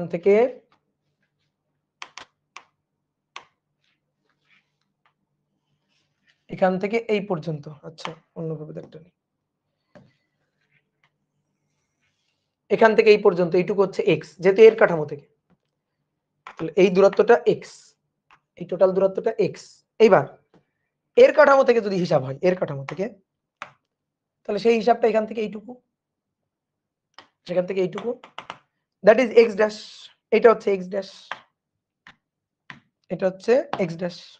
ওকে বোঝা গেছে। এইবার আসো ওয়াই, ওয়াই স্থানাঙ্ক, ভাই ওয়াই স্থানাঙ্ক দুইজন একই পরিমাপ করবে, ওয়াই স্থানাঙ্ক দেখো দুইজন একই পরিমাপ করবে, এই যে এইটুকু হচ্ছে ওয়াই স্থানাঙ্ক, এই যে এটা ওয়াই স্থানাঙ্ক, যে এ যখন পরিমাপ করবে এই যে এটা ওয়াই, আবার এ যখন পরিমাপ করবে এটা ওয়াই, ওয়াই স্থানাঙ্ক একই, তাহলে ওয়াই স্থানাঙ্ক দুইজনের জন্য একই হবে, এক্স স্থানাঙ্ক আলাদা।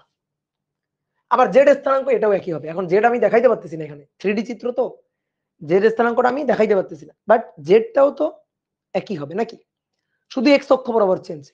এর সাপেক্ষে এই কাঠামোটা ধ্রুব ভি বেগে এক্স অক্ষ বরাবর গতিশীল, ধ্রুব ভি বেগে এক্স অক্ষ বরাবর গতিশীল। চিন্তা করো, চিন্তা করো তুমি ঘরের মধ্যে, চিন্তা করো যে তুমি ঘরের মধ্যে এখানে আসো, তোমার ভাই এখানে আছে, ঠিক আছে, কাউকে ডেকে নিয়ে আসো যে ভাই আয়, তুমি এখানে আসো, তোমার ভাই এখানে আছে। এবারে ঘরের মধ্যে ধরো তোমরা কোন একটা বিন্দু, ধরো ঘরের কোন একটা বাল্ব, ধরো ঘরের এখানে একটা বাল্ব জ্বলতেছে, তোমরা এই বাল্বটাকে দেখবা। এবার দেখো তোমার থেকে বাল্বটা এক্স দূরে, তোমার ভাই থেকে এক্স ড্যাশ দূরে, এক্স ড্যাশ দূরে। এইবার বলো তো কার সাপেক্ষে বাল্বের উচ্চতাটা বেশি, বলো কার সাপেক্ষে বাল্বের উচ্চতাটা বেশি, বলো বাল্বের উচ্চতাটা কার সাপেক্ষে বেশি, সেম বাল্বের উচ্চতা, তুমি দেখতেছো বাল্বের উচ্চতা এইটুকু, তোমার ভাইও দেখতেছে বাল্বের উচ্চতা এইটুকু, তাহলে বাল্বের উচ্চতাটা সেম, ওয়াই অক্ষ বরাবর সেম, ঠিক আছে। শুধু সামনে পিছনে দাঁড়ানো আছো, সামনে পিছনে, তুমি পিছনে, সামনে ভাই আছে, ঠিক আছে, তারও সামনে বাল্বটা জ্বলতেছে। এবার বাল্বটা ধরো এই দিক বরাবর, উচ্চতা তো সেম। এবার এই দিক বরাবর ডান হাত বরাবর বাল্বটা কত দূরে, ডান হাত বরাবর বাল্বটা কত দূরে, দেখো তোমার ডান হাত বরাবর যত দূরে বাল্বটা, তোমার ভাইয়েরও ডান হাত বরাবর ঠিক ততটুকু দূরে, মানে জেড অক্ষ একই। তাহলে জেড অক্ষ একই, জেড অক্ষ একই, উচ্চতা হাইট ওয়াই অক্ষ একই, শুধু তোমার থেকে বেশি দূরে বাল্বটা, তোমার ভাই থেকে কম দূরে। তাহলে শুধু আলাদা কি, শুধু আলাদা এক্স, শুধু আলাদা এক্স। এইবার দেখো একটা সময় ধরো তোমার ভাই তোমার এখানে দাঁড়ানো ছিল, এবার তোমার সাপেক্ষে তোমার ভাই যাচ্ছে ভি বেগ নিয়ে, ধরো টি সময় পর্যন্ত গেছে, তাহলে এখান থেকে এই পর্যন্ত গেছে ধরো টি সময়, তাহলে ভাই টি সময়ে ধ্রুব ভি বেগ নিয়ে গেল, তাহলে বলো তো এই অতিক্রান্ত দূরত্বটা কতটুকু, এই কাঠামো থেকে এই কাঠামোর এই যে দূরত্বটা, এটা কতটুকু, এস ইকুয়াল টু ভিটি, ভিটি। তাহলে এই দূরত্বটা হচ্ছে ভিটি দূরত্ব, বুঝতে পারছো, এই দূরত্বটা কি, ভিটি দূরত্ব। তুমি এই কাঠামো থেকে সময়টাকে, তোমার হাতে একটা ঘড়ি আছে, এই যে হাতে ঘড়ি, তোমার ঘড়িতে সময় ওঠে টি, তোমার ভাইয়ের হাতে একটা ঘড়ি আছে, ঘড়িতে সময় ওঠে টি ড্যাশ। বলো কার ঘড়িতে বেশি সময়, কার ঘড়িতে বেশি সময়, সেম সময়, তাই না? তাহলে ঘড়িতে সময় একই, তাহলে টি ড্যাশ এবং টি কিন্তু একই। তাহলে আমি এখন এই কাঠামো থেকে পরিমাপ করা এক্স ওয়াই জেড এবং ঘড়িতে সময় টি এর সাথে এই কাঠামো থেকে পরিমাপ করা x dash y dash z dash এবং টি ড্যাশের সম্পর্কটা চাই। সম্পর্ক ভাই খুবই সুন্দর সম্পর্ক। এক্স ইকুয়াল টু দেখো এক্স ইকুয়াল টু এই কাঠামো থেকে যা যা হিসাব করবে এক্স ওয়াই জেড এবং টি, এই কাঠামো থেকে যা হিসাব করা হবে x dash y dash z dash এবং টি ড্যাশ। ঠিক আছে, তাহলে তুমি এবার দেখে বলো না, এক্স পুরোটা, এই এক্স সমান সমান এক্স ড্যাশ, এক্স সমান সমান x dash plus V T dash. কেন টি ড্যাশ লিখলাম, কারণ তুমি এই কাঠামো থেকে এই এক্স কে ওর কাঠামো থেকে পরিমাপ করা জিনিসের সাহায্যে প্রকাশ করতেছো, অর্থাৎ আমি চাচ্ছি এর কাঠামো থেকে পরিমাপ করা জিনিসগুলোর সাথে ওর কাঠামো থেকে পরিমাপগুলো জিনিসগুলোর মধ্যে রিলেশন, সম্পর্কটা চাইতেছি। তাহলে এক্স সমান সমান দেখো এক্স সমান সমান এক্স ড্যাশ প্লাস ভিটি অথবা ভিটি ড্যাশ, আমরা টি ড্যাশটা লিখলাম। এবার ওয়াই সমান সমান ওয়াই ড্যাশ, জেড সমান সমান জেড ড্যাশ, টি সমান সমান যেহেতু টি ড্যাশ। ভিটি কিভাবে হলো, আচ্ছা এই কাঠামো থেকে এই কাঠামো, এই কাঠামো থেকে এই কাঠামো ধ্রুব ভি বেগ নিয়ে যাচ্ছে, এই যে ধ্রুব ভি বেগ নিয়ে গতিশীল, ধ্রুব ভি বেগ নিয়ে যাইতেছে। তাহলে এই কাঠামো থেকে পরিমাপ করা, এই কাঠামো থেকে ওই কাঠামো ধ্রুব ভি বেগ নিয়ে যাইতেছে, তাহলে এই কাঠামো থেকে ওই কাঠামো কতটুকু আগাই গেল টি সময়, তাহলে টি সময় এস ইকুয়াল টু ভিটি পরিমাণ আগাই গেল। তাহলে এখান থেকে ওর দূরত্ব, এই কাঠামোর দূরত্ব, যদি এখান থেকে সময় কাউন্ট করা শুরু করি, এখান থেকে সময় কাউন্ট করা শুরু করছি, এখান থেকে এই কাঠামোটা আগে এখানে ছিল না, তোমার ভাই আগে তোমার এখানেই ছিল, তুমি আর তোমার ভাই এখানে ছিল, তুমি তোমার ভাইরে টাটা বিদায় দিয়ে দিছো যে যা ভাই দৌড় দে সামনে যা। তো তোমার ভাই সামনে যাচ্ছে, তুমি ঘড়ি ধরা শুরু করছো, কত সময় সামনে গেছে, টি সময়। তোমার ভাই ঘড়িতে দেখছে টি ড্যাশ সময়, তো টি ড্যাশ আর টি তো সেম, তাহলে তোমার ভাই তোমার থেকে কতটুকু আগালো, ভিটি পরিমাণ আগালো, ভিটি। টি না সেম থাকে, টি এখন সেম, আপাতত সেম, এখনো সেম আছে, টি এখনো চেঞ্জ হয়নি, চেঞ্জ হবে সামনে। এখন আমরা গ্যালিলিও রূপান্তরে আছি, সনাতনী পদার্থবিদ্যা আছে, আধুনিক পদার্থবিদ্যায় ঢুকি নাই এখন। তাহলে এবার আমি যদি বলি এক্স ড্যাশ ইকুয়াল টু কত হবে, এক্স ড্যাশ সহজ তো, x minus v t, y dash y, z dash z, t dash t. এই হচ্ছে গ্যালিলিও রূপান্তরের সূত্র। ঠিক আছে, এই হচ্ছে গ্যালিলিও রূপান্তরের সূত্র। একদম হচ্ছে x equal to x dash plus vt dash কেমন হইলো, দেখো না রে ভাই, এ পরিমাপ করবে এই বিন্দুর দূরত্ব এক্স, এই যে এক্স, এই এক্স মানে তো দেখা যাচ্ছে x dash plus vt dash বা ভিটি, বুঝতে পারছো, বা ভিটি ড্যাশ বা ভিটি। টি আর টি ড্যাশ তো একই, টি আর টি ড্যাশ তো একই, এই কারণে আমরা এখানে ভিটি ড্যাশ লিখলাম। দেখো সহজ হিসাব, ড্যাশের গুলার সাহায্যে এক্স ওয়াই জেড টি প্রকাশ, আর ড্যাশ ছাড়া এক্স ওয়াই জেড টি এদের সাহায্যে x dash y dash z dash t dash প্রকাশ। ঠিক আছে, এটা হচ্ছে গ্যালিলিও রূপান্তর, যেটা আমরা সনাতনী পদার্থবিদ্যায় করি। এ যাবৎকার আমরা এই গ্যালিলিও রূপান্তরের এই হিসাব নিকাশ গুলাই করে আসছি। তোমাকে এবার এই জিনিসগুলা দেখো, বইতে তো এইভাবে লেখা আছে, তো এইভাবে লেখা থাকলে মনে হয় যেন আরে কি না কি কঠিন। ঠিক আছে, এরকম মনে হয়, দেখো কঠিন কিছুই না, দেখো গ্যালিলিও রূপান্তর কঠিন কিছুই না। দেখো আমি তোমার বুঝাই, মনে করো সরল রৈখিক একটা রাস্তা, মনে করো এটা একটা বাস, এটা একটা বাস।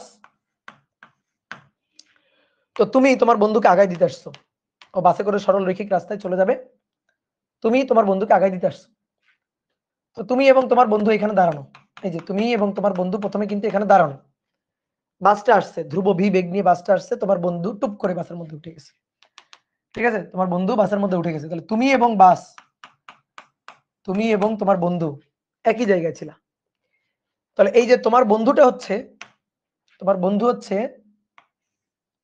এস ড্যাশ কাঠামো, এস ড্যাশ কাঠামো, আর তুমি হচ্ছে এস কাঠামো, এই যে তুমি হচ্ছে এস কাঠামো, এস কাঠামো। এবার তোমার বন্ধু চলে যাচ্ছে, তো তুমি বন্ধুকে গাড়িতে উঠাই দিয়েই ঘড়িতে সময় দেখা শুরু করছো, ঠিক আছে, তুমি ওকে গাড়িতে উঠাই দিয়েই ঘড়িতে সময় দেখা শুরু করছো যে কতক্ষণ হইল। ও গাড়িতে উঠছে, গাড়ি চলে যাচ্ছে, তুমি সময় দেখা শুরু করছো। তাহলে দেখো দুটো কাঠামো এক জায়গায় ছিল, তুমি তোমার বন্ধু একই জায়গায় ছিল, তোমার বন্ধু চলে যাচ্ছে, সামনে আগে যাচ্ছে। তো তুমিও ঘড়িতে দেখতেছো যে গাড়ি যাচ্ছে, 2 মিনিট হলো, 3 মিনিট হলো, 4 মিনিট হলো। তোমার বন্ধুও ঘড়িতে দেখতেছে, তোমার বন্ধুর হাতের ঘড়ি সময় বলে টি ড্যাশ, আর তোমার ঘড়ির সময় বলে টি, তোমার ঘড়ির সময় বলে টি, বুঝলা? তাহলে এখন আসো, এই যে এই গাড়িটা সামনে আগায় গেল, এই যে গাড়িটা সামনে, তোমার হাত কেটে নিয়ে যাচ্ছে, এই যে গাড়িটা সামনে আগায় গেল। কোন একটা মুহূর্তে ধরো গাড়িটা এখানে, কোন একটা মুহূর্তে গাড়িটা ধরো এখানে,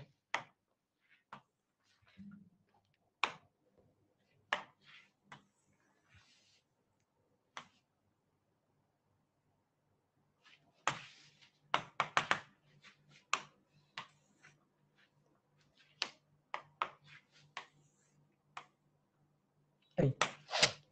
তাহলে তুমি হচ্ছে লাল কাঠামো, মানে গোলাপি কাঠামো আর কি, এই তুমি হচ্ছে এস, তোমার বন্ধু হচ্ছে এস ড্যাশ। এইবার রাস্তা দিয়ে গাড়ি যাচ্ছে, ঠিক আছে, মনে করো রাস্তা দিয়ে গাড়ি যাচ্ছে, রাস্তার এই পাশে মাঠ, এই পাশে মাঠ। এবার মাঠের মধ্যে, ঠিক আছে, মাঠের মধ্যে কোথাও একটা জায়গায়, এটা একটা 3D ক্ষেত্র, ঠিক আছে, এরকম ধরো সমতল, এই সমতলে এবার মাঠের মধ্যে এই জায়গায় একটাই, মনে করো এখানে একটা গাছের মাথায় বা একটা খুঁটির মাথায় একটা বস্তু ঝুলানো হয়েছে। এবার এই বস্তুটাকে তুমিও দেখতেছো, তোমার বন্ধুও দেখতেছে, চিন্তা করো, কল্পনা করো, তুমিও দেখতেছো, তোমার বন্ধুও এই গাছের মাথায় ঝুলানো ওই বস্তুটাকে দেখতেছে। তাহলে এবার তুমি পরিমাপ করবা যে ওই বস্তুটার স্থানাঙ্ক। তাহলে ওই বস্তুটা কেমন, একটা 3D বস্তু, দেখো তুমি এখান থেকে ওই বস্তুটার স্থানাঙ্ক যদি হিসাব করো, তাহলে এক্স, এক্স, হ্যাঁ এক্স, তারপরে এইদিকে গেলা ওয়াই, ধরো এদিকে গেলা ওয়াই, তারপরে উপরের দিকে উঠে যাবা, উপরের দিকে উঠে যাবা জেড, অথবা অথবা এটা হতে পারে, ধরো এদিকে দেখো, ধরো এই যে এই গেলা এক্স, এক্স, ঠিক আছে, তারপরে এইদিকে গেলা জেড, দেন তারপরে উপরে উঠলা ওয়াই, ঠিক আছে, উপরে উঠলা ওয়াই। তাহলে তুমি ওই বিন্দুর স্থানাঙ্ক পরিমাপ করলা S, that is x, y এবং জেড। এবার এ হিসাব করলে এই বাসের মধ্যে বসেও ওই মাঠের মাঝখানে খুঁটিতে ঝুলানো বস্তুটাকে দেখতেছে। তাহলে এ যেটা হিসাব করবে সেটা হচ্ছে এক্স, তারপরে ওয়াই এবং জেড, ঠিক আছে। আমি ওই জেডটা দেখাইতে পারতেছি না কারণ এটা হচ্ছে 3D তো। তাহলে S dash, x dash, y dash এবং জেড ড্যাশ, ওকে। তাহলে দেখো এক্স অক্ষ বরাবর এর কাঠামো থেকে এই বিন্দুর যে দূরত্বটা এক্স অক্ষ বরাবর, এটা তো ধ্রুব ভি বেগ নিয়ে গতিশীল, তাহলে এক্স অক্ষ বরাবর এই কাঠামো থেকে, এই কাঠামো থেকে এই বিন্দুর যে দূরত্বটা এক্স অক্ষ বরাবর, দ্যাট ইজ এক্স ড্যাশ। আর এর কাঠামো থেকে যে দূরত্বটা, দেখো এর কাঠামো থেকে যে দূরত্বটা এখান থেকে এই পর্যন্ত, এই পর্যন্ত যে দূরত্বটা, এটা হচ্ছে এর কাঠামোর জন্য এক্স, এর কাঠামোর জন্য এক্স।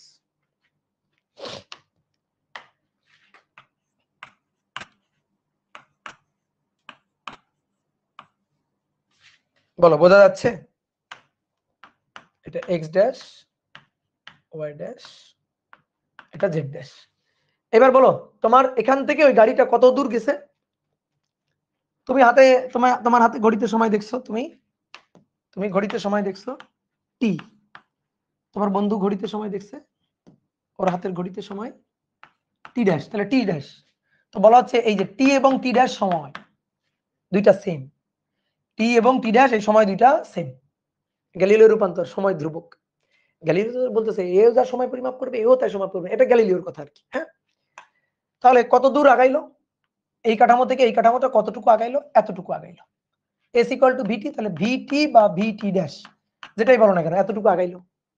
তো এইবার দেখো ওই যে রূপান্তরের যে সূত্রগুলো আমরা লিখছিলাম, যে এই x সমান সমান x dash plus plus vt dash, দেখো আর y সমান সমান y ড্যাশ থাকবে, এর সাপেক্ষে যা উচ্চতা ওই খুঁটির এর সাপেক্ষে তো তাই উচ্চতা। তাহলে y সমান সহজ কথা, যে বরাবর যাবে সেই বরাবর স্থানাঙ্কের চেঞ্জ হবে। যেহেতু এই ভি বেগটা কোন অক্ষ বরাবর, x অক্ষ বরাবর, এই কারণে x অক্ষ বরাবরই গতি চেঞ্জ হচ্ছে, y অক্ষ বরাবর চেঞ্জ হচ্ছে না। তারপরে z equal to z dash সময় t equal to t dash, আর এখানে x ড্যাশ সমান সমান টোটালটা x মাইনাস এইটা বাদ যাবে, তাহলে x মাইনাস ভিটি, y ড্যাশ মানে y, z ড্যাশ মানে z এবং t ড্যাশ মানে t। বুঝতে পারলা? t ড্যাশ মানে t। ওকে, তুমি এবারে আমাকে একটু বলো তো, ধরো তুমি যে এই যে দাঁড়ানো আছো এখানে, তুমি এখানে দাঁড়ানো আছো, ঠিক আছে, আর তোমার বন্ধু এই যে বাসে করে ভি বেগ নিয়ে যাচ্ছে, বাসে করে ভি বেগ নিয়ে যাচ্ছে, বাসের বেগটা ভি ধ্রুব বেগ। এইবার মনে করো তোমার বন্ধু বাস থেকে মুখ বাড়ায় একটা বল যেদিকে যাচ্ছে ওই দিক বরাবর ছুড়ে দিল, ওই দিক বরাবর বলটাকে ছুড়ে দিল, তোমার বন্ধু ওই দিক বরাবর বলটাকে ছুড়ে দিল, কত বেগে ছুড়ে দিল জানো? ধরো ইউ ড্যাশ বেগে ছুড়ে দিল, কারণ এই কাঠামো থেকে যা কিছু পরিমাপ করবে সবই তো ড্যাশ, ইউ ড্যাশ বেগে ছুড়ে দিল। আমার প্রশ্ন হচ্ছে তুমি তো ওই বলের বেগটা পরিমাপ করতে চাও, তুমি ওই বলের বেগ কত পরিমাপ করবা, ইউ কত পরিমাপ করবা বলো, তুমি ওই বলের বেগটা কত পরিমাপ করবা? আচ্ছা দেখো তো, আমরা একটু ওই থিওরি অফ রিলেটিভিটির অধ্যায় থেকে বের হই, মানে বেশি চাপ নিও না, এখান থেকে বের হই একটু ওই ভেক্টর অধ্যায়ের কথা চিন্তা করো তো। মনে করো একটা গাড়ি যাইতেছে 40 মিটার পার সেকেন্ড দিকে। এবার এই গাড়ির উপর থেকে, গাড়ির ছাদে বসে থেকে কেউ একজন একটা বলকে এদিকে আবার ছুড়ে দিছে 10 মিটার পার সেকেন্ড বেগে। এ দাবি করতেছে ছুড়ে দিছে 10 মিটার পার সেকেন্ড বেগে, এর দাবি যে বলের বেগ 10 মিটার পার সেকেন্ড। এবার তুমি এখানে দাঁড়ানো, আমার প্রশ্ন, তুমি ওই বলের বেগটা কত পরিমাপ করবা? ঠিক আছে, তুমি বলের বেগটা কত পরিমাপ করবা বলো, তুমি ওই বলের বেগটা কত পরিমাপ? 50 মিটার পার সেকেন্ড। ইয়েস, কারণ দেখো প্রথমে মনে করো এ বল ধরেই নাই, মানে বল ছড়েই নাই, বলটা হাতে নিয়ে বসে আছে, তাহলে গাড়ি যাচ্ছে 40 মিটার পার সেকেন্ড দিকে, ও ছাদে বসে আছে, তাহলে ওরও বেগ কত? 40 মিটার পার সেকেন্ড। হাতে ধরে রাখা বলের বেগও কত? 40 মিটার পার সেকেন্ড। এবার বলটাকে ধরে এ দাবি করতেছে 10 মিটার পার সেকেন্ড বেগে ছুড়ে দিলাম, তাহলে এর দাবি অনুযায়ী ওই বলের বেগ কত? অলরেডি তো বলের বেগ আগে 40 ছিলই, আরো এ 10 মিটার পার সেকেন্ড বেগে ছুড়ে দিল। তুমি যে বেগটা পরিমাপ করবে ওই বলের বেগটা, তুমি যে বেগটা এইটা হচ্ছে ইউ ড্যাশ, এ দাবি করছে ইউ ড্যাশ, আর এটা হচ্ছে এই ভি, তাহলে তুমি যে বেগটা পরিমাপ করবা ইউ কত এটা, তাহলে ইউ সমান সমান দেখো এই যে ইউ ড্যাশ প্লাস ভি, অর্থাৎ ইউ ড্যাশ মানে 10 আর ভি মানে 40, তাহলে তুমি কত পরিমাপ করবা? 50 মিটার পার সেকেন্ড। এটা তুমি বললে না, দেখো এটা বললে না, তাহলে এই যে এই ক্ষেত্র অনুযায়ী, এই যে এখানে যদি তুমি যদি ইউ পরিমাপ করো, তাহলে ইউ কত পরিমাপ করবা? ইউ ড্যাশ প্লাস ভি পরিমাপ করবে না? দেখো এটা তুমি বলতেছো, এই জিনিসটাই কিন্তু এখানে বলা হয়েছে, গ্যালিলিও বলছে এটা, এখানে গ্যালিলিও এটা বলছে। দেখো এটা হচ্ছে আমাদের এস ড্যাশ কাঠামো, দেখো কেমনে গ্যালিলিও বলছে, এটা হচ্ছে আমাদের এস ড্যাশ কাঠামো, এটা এস কাঠামো, এই কাঠামো থেকে যা কিছু পরিমাপ করা হবে x dash, y dash, z dash, t dash, u dash, এই কাঠামো থেকে যা পরিমাপ করা হবে এক্স, ওয়াই, জেড, টি। তো আমি চাইতেছি এর এক্স অক্ষ বরাবর এই যে ইউ ড্যাশ, এই বলটাকে ছুড়ে দিছে কোন অক্ষের দিকে, এই বলটাকে ছুড়ে দিছে কোন অক্ষের দিকে বলো তো দেখি, বলো কোন অক্ষের দিকে ছুড়ে দিছে? এক্স অক্ষের দিকে। আচ্ছা, তাহলে এক্স অক্ষ বরাবর বেগ, এই ইউ ড্যাশ হচ্ছে এক্স অক্ষ বরাবর বেগ, দ্যাট মিন্স এই ইউ ড্যাশ মানে কিন্তু d x dash by d t dash. বলো বুঝলা কিনা? এক্স অক্ষের পরিবর্তনের হার, এর সাপেক্ষে এক্স অক্ষের পরিবর্তন, তো এক্স অক্ষ কত পরিমাপ করে? X dash. সময় কত পরিমাপ করে? টি ড্যাশ। তোকে আমি বললাম এই ভাই তুমি যে ইউ মানে এক্স অক্ষ বরাবর বেগ পরিমাপ করো সেটা কত, কেমনে হিসাব করো? ও বলে ভাই আমি এক্স ড্যাশ কে টি ড্যাশের সাপেক্ষে ডিফারেন্সিয়েট করি। আমি বললাম হ্যাঁ তাই তো, তাহলে ইউ ড্যাশ মানে d x dash dt dash. এবারে কে বললাম তুমি এক্স অক্ষ বরাবর কি হিসাব করো, বলে ভাই আমি এক্স হিসাব করি। সময়কে কি হিসাব করো, টি হিসাব করো। তাহলে এক্স অক্ষ বরাবর বেগকে তুমি কি হিসাব করবা? তো তখন ও বলবে যে ভাই আমি ইউ হিসাব করি, ডিএক্স ডিটি, এটা হিসাব করি। এবার আমরা দেখো গ্যালিলিও রূপান্তর থেকে সূত্র পাইছি x = x dash plus vt dash. তাহলে গ্যালিলিও রূপান্তর থেকে সূত্র লিখলাম x = x dash plus vt dash. এবার আমি বললাম সময়ের সাপেক্ষে ডিফারেন্সিয়েট করো। তাহলে d dt x, ঠিক আছে, d t ড্যাশ, t আর t ড্যাশ একই, t আর t ড্যাশ একই, তাহলে এই পাশে t ড্যাশের সাপেক্ষে করলাম x dash d t dash. এবার সবাই একটু বোর্ডে তাকাও, দেখো দেখো তো এই উপরের জিনিসটা আসে কিনা। dx dt dx dt dx dt dx dt মানে u, dx dt মানে u, তাহলে অতএব u এটা। এবার সেইটা, তাহলে dx dash dt dash dx dash dt dash, তো dx ড্যাশ dt ড্যাশ মানে u ড্যাশ u ড্যাশ। এবার আসো vt ড্যাশ, v ধ্রুবক বাইরে গেল, v ধ্রুব বেগ, জড় প্রসঙ্গ কাঠামো, অজড় হলে হবে না, ধ্রুব বেগ, v গেল বাইরে, v বাইরে গেল, ঠিক আছে, ভিটা বাইরে চলে আসলো। তাহলে ভিটা যদি বাইরে চলে আসে তাহলে dt ড্যাশ dt ড্যাশ, তো টি ড্যাশকে টি ড্যাশের সাপেক্ষে করলে কত 1, তাহলে অতএব u plus u dash, u equal to u dash plus v. বুঝতে পারছো? U equal to u dash plus v, বুঝতে পারছো? ক্লিয়ার? তো সেই সূত্রটাই এটা, এবং সেই সূত্রটাই আমরা এখানে খাটাইছি। এটাই আমরা খাটাইতাম না, এটাই আগে আমরা করছি না, আমরা বেগের হিসাব নিকাশ, আপেক্ষিক বেগের হিসাব নিকাশ এভাবে করছি না। এটাই সনাতনী পদার্থবিদ্যা, এটাই গ্যালিলিও পদার্থবিদ্যা, এটাই গ্যালিলিও রূপান্তরের সূত্র। বুঝতে পারছো? এইবার আসো, আপেক্ষিকতার দুইটা স্বীকার্য আছে, থিওরি অফ রিলেটিভিটির দুইটা মৌলিক স্বীকার্য আছে, আমরা পরের দিন লিখবো আগে স্বীকার্যগুলা। তা আমি তোমাকে আজকে একটা প্রশ্নের, মনে করো প্রশ্নের উত্তরণ ঘটায় আজকের ক্লাসটা এখানে শেষ করব। তুমি এই প্রশ্নের উত্তরটা খুঁজবা যে ভাই তো মাথা নষ্ট করে দিল, কি হইলো ব্যাপারটা। থিওরি অফ রিলেটিভিটির 2 নম্বর স্বীকার্য, দুইটা মৌলিক স্বীকার্য আছে, তার মধ্যে 2 নম্বর স্বীকার্য আজকে প্রথমেই কিন্তু অনেকক্ষণ বকবক করছে এটা নিয়ে। সেটা হচ্ছে যে পর্যবেক্ষকই যে কাঠামো থেকে হিসাব করুক না কেন, আলোর বেগকে সবাই সি হিসাব করবে, আলোর বেগের কোনো আপেক্ষিকতা চলবে না। আলোর বেগের সাথে c plus something, c plus something c হবে, ঠিক আছে, সি প্লাস সামথিং এটা মানে সম্ভব না, সি সি হবে, সি এর বেশি হবে না। তাহলে যে কাঠামো থেকে যে পর্যবেক্ষক হিসাব করুক না কেন, আলোর বেগকে সি হিসাব করবে, that means c plus c হইলেও সি হবে। কেমন কথা বলেন ভাই, সি আর সি তো টু সি, ওই যে সি আর সি টু সি হবে না, তুমি কখন আলোর বেগের বেশি পরিমাপ করতে পারবে না। থিওরি অফ রিলেটিভিটির 2 নম্বর স্বীকার্যের কথা এইটা যে আলোর বেগই ধ্রুব, যে দুনিয়াতে ধ্রুব কি, সময় ধ্রুব না, দৈর্ঘ্য ধ্রুব না, ভরও ধ্রুব না। ধ্রুব কে? পৃথিবী কি, দুনিয়াতে কি ধ্রুব সত্যি বলে কিছু নাই? তাহলে ধ্রুব সত্যি একমাত্র আলোর বেগ, ঠিক আছে, ধ্রুব সত্যি একমাত্র আলোর বেগ হচ্ছে ধ্রুব। তাহলে সি প্লাস, কেউ যদি, তুমি যদি কোথাও লেখা দেখো সি প্লাস মনে করো 80, তাহলে মনে করো তাড়াতাড়ি মুছে ফেলবা, তাড়াতাড়ি এটা মুছে ফেলবা যে সি প্লাস 80 হয় না, সি, সি প্লাস 80 মানে সি, এটা হয় না।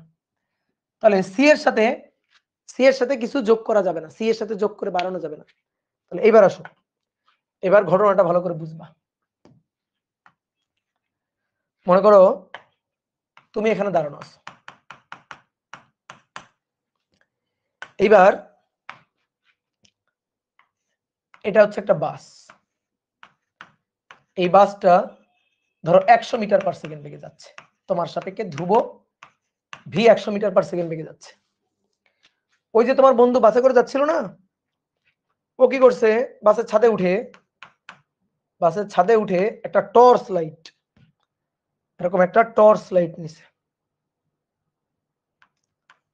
ঠিক আছে, বাসের ছাদে উঠে এই যে একটা টর্চ লাইট নিছে, টর্চ লাইট থেকে আলো ছুড়ে দিছে, টর্চ লাইট থেকে আলো ছুড়ে দিছে, আলো মানে কি, ফোটন, আলো মানে ফোটন ছুড়ে দিছে আর কি। আলো, আলোর বেগ কত বলো, ফোটন ছুড়ে দিছে, আলোর বেগ কত, বলো বলো বলো কত?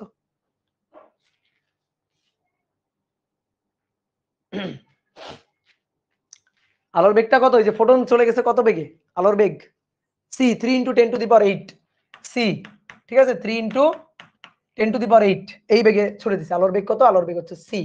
এ দাবি করছে, এর দাবি যে আলোর বেগকে সি ছুড়ে দিছো, তো ভাই সি মানে এটা ইউ ড্যাশ, ইউ ড্যাশ। এবার এরা আমি বললাম ভাই তুমি তাহলে ওই টর্চ লাইট থেকে আলোকে কত বেগে যাইতে দেখবা, ঠিক আছে, আলোকে কত বেগে যাইতে দেবা। অথবা চিন্তা করো একটা বল, পারবে কি পারবে না আমরা জানি না, তো ধরো একটা বল, এই বলটাকে আগে 10 মিটার পার সেকেন্ড বেগে ছুটছিল না, বলটাকে আলোর বেগে ছুড়ে দিচ্ছে, আলোর বেগে। তাহলে এবার একে আমি জিজ্ঞেস করলাম তুমি আলোর বেগ বা বলের বেগ যেটাকে সি বেগে ছুড়ে দিছে কত পরিমাপ করবা, ইউ কত পরিমাপ করবা। তো তখন বললো ভাই আমি ইউ পরিমাপ করব গ্যালিলিও রূপান্তরের সূত্র অনুযায়ী। গ্যালিলিও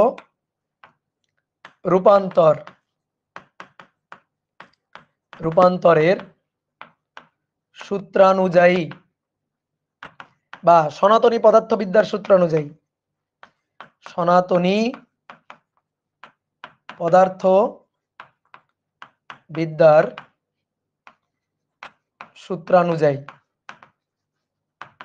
সূত্রানুযায়ী এই যে বেগটা পরিমাপ করবে ইউ, সেটা হচ্ছে ইউ ড্যাশ প্লাস ভি, মান বসাও। অতএব ইউ ড্যাশের মান সি প্লাস ভি 100। এই কেমন কথা, সি প্লাস 100, আলোর বেগের বেশি বেগ আবিষ্কার করে ফেলছো তুমি, তোমাকে এখন নোবেল প্রাইজ দেওয়া হবে। চলে আসো, তুমি আলোর বেগের বেশি বেগ আবিষ্কার করে ফেলছো, সি প্লাস 100, তোমাকে এখন নোবেল প্রাইজ দেওয়া হবে, চলে আসো। তাহলে কি ঘটনা ঘটলো, যে সি প্লাস 100 হয়ে গেল, সি প্লাস 100 কখনো সম্ভব হবে না। তাহলে এটা সম্ভব হবে না, এটা সম্ভব নয়, এটা সম্ভব নয়, আলোর বেগের বেশি হবে না। কারণ আমরা তাড়িৎচুম্বক তরঙ্গে ওখানে দেখছি আলোর বেগ এটা একটা নির্দিষ্ট মাধ্যমে ধ্রুব, কারণ আমরা জানি c equal to root over mu epsilon, এটা আমরা জানি ম্যাক্সওয়েলের তাড়িৎচুম্বক তরঙ্গের সূত্র অনুযায়ী। তাহলে সি ধ্রুবক, এটাই একমাত্র ধ্রুবক। তাহলে যে কাঠামো থেকে যে পর্যবেক্ষক হিসাব করুক, সি হিসাব করবে। এ আলোর বেগ, এ ফোটনের বেগ হিসাব করতেছে সি প্লাস 100, এটা সম্ভব না। এ ফোটনের বেগ সি প্লাস 100 হিসাব করতে পারবে না, এটা ভুল। তাহলে গ্যালিলিও রূপান্তর দিয়ে এটা আমরা ব্যাখ্যা করতে পারবো না। গ্যালিলিও রূপান্তর এখানে এসে হোঁচট খায়। তাহলে গ্যালিলিও রূপান্তর সঠিক নয়, গ্যালিলিও রূপান্তর সঠিক নয়। কারণ এই যে আপেক্ষিকতার যে স্বীকার্য, মৌলিক যে স্বীকার্য, 2 নম্বর যে স্বীকার্যটা, ঠিক আছে, লিখবো এটা আমরা পরের দিন। তো 2 নম্বর যে স্বীকার্য, যে আলোর বেগ যে কাঠামো থেকে যে পর্যবেক্ষক হিসাব করবে না কেন, ভাই আলোর বেগকে সি, সবাই সি হিসাব করবে, এর বেশি হবে না। সি প্লাস সি হইলেও সি প্লাস সি, ধরো দুটো ফোটন, একটা ফোটন এদিকে যাচ্ছে সি বেগে, আর একটা ফোটন এদিকে আসতেছে সি বেগে। এই ফোটনের সাপেক্ষে এই ফোটনের বেগ কত? নরমালি আমরা কি করি, তুমি যদি গ্যালিলিও রূপান্তর দিয়ে বা সনাতনী পদার্থবিদ্যা দিয়ে চিন্তা করো, নরমাল আপেক্ষিকতার ভেক্টর অধ্যায় সূত্র দিয়ে চিন্তা করো, 10 মিটার পার সেকেন্ড বেগে আমি যাচ্ছি, ওই দিক থেকে কেউ 10 মিটার পার সেকেন্ড বেগে আসলো, আমার সাপেক্ষে ওর বেগ 20 মিটার পার সেকেন্ড, 10 যোগ 10, তাহলে এর সাপেক্ষে এর বেগ আপেক্ষিক বেগ, ঠিক আছে। এই যে প্রথম ফোটন, এটা দ্বিতীয় ফোটন, তাহলে প্রথম ফোটন সাপেক্ষে ফোটনের সাপেক্ষে দ্বিতীয় ফোটনের বেগ সি প্লাস সি, 2c সম্ভব নয়, হতে পারে না, হতে পারে না। 2c প্লাস সি 2c হবে না, সি এর বেশি হবে না, ঠিক আছে। যখনই লেখা থাকবে আলোর বেগের বেশি, হতে পারে না, এটা সম্ভব না। ম্যাক্সওয়েলের তাড়িৎচুম্বক তরঙ্গ অনুযায়ী সি কনস্ট্যান্ট, সি ধ্রুবক। তাহলে এই হিসাব চলতেছে না।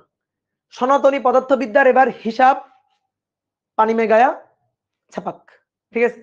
সনাতনী পদার্থবিদ্যার এই সূত্র এবার পানি মে গায়া ছাপাক হবে না, ঠিক আছে। তাহলে নতুন করে গ্যালিলিও রূপান্তর ফেলে দিয়ে নতুন করে রূপান্তরের সূত্র বানাইতে হবে, ঠিক আছে। নতুন করে আমাদের সূত্র বানাইতে হবে, নতুন করে আমাদের গ্যালিলিও রূপান্তরের সূত্র ফেলে দিয়ে নতুন করে নতুন সূত্র বানাইতে হবে, যে সূত্র অনুযায়ী আমি যে কাঠামো থেকে হিসাব করি না কেন আলোর বেগকে আমরা সি হিসাব করতে পারবো। আমাদের কখনো এই সব অপ্রস্তুত অবস্থার সম্মুখীন হইতে হবে না। C plus 100, c plus c 2c, এই জিনিস যেন আমাদের সামনে আর না আসে। কি কথা কি বুঝছো? তো এই জিনিসটা নতুন করে সংশোধন করছে বিজ্ঞানী লরেঞ্জ। কে? লরেঞ্জ গ্যালিলিও রূপান্তরের মানে গ্যালিলিও রূপান্তরকে ভুল প্রমাণ করে এটা ফেলে দিয়ে নতুন করে গ্যালিলিও রূপান্তর বাদ দিয়ে নতুন করে লরেঞ্জ রূপান্তর, বিজ্ঞানী লরেঞ্জ সে নতুন সূত্র নিয়ে আসছে এবং লরেন্জের কথা হচ্ছে আলোর বেগ ধ্রুবক। তাহলে আলোর বেগ ধ্রুবক রাখতে গেলে সময়কে চেঞ্জ হতে হবে। অর্থাৎ ওই যে ২ বন্ধু ২ ঘড়িতে সময় দেখছে না? এর ঘড়ির সময় আর এর ঘড়ির সময় ওই যে এই ২ ঘড়ির সময় একই হবে না। সময় আর ধ্রুবক থাকবে না।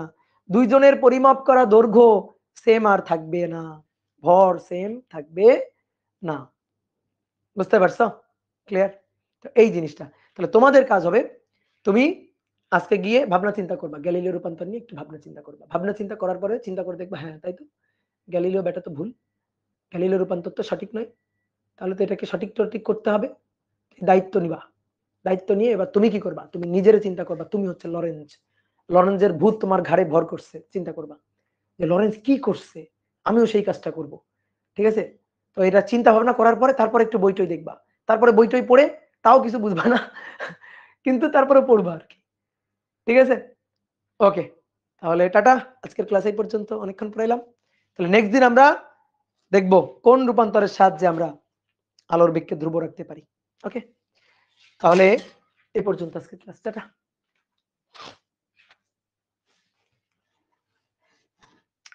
ম্যাক্সওয়েলের ইকুয়েশন কি মডার্ন ফিজিক্স পার্টের? হ্যাঁ, অবশ্যই। ম্যাক্সওয়েল ইকুয়েশন হচ্ছে মডার্ন ফিজিক্সের। ঠিক আছে?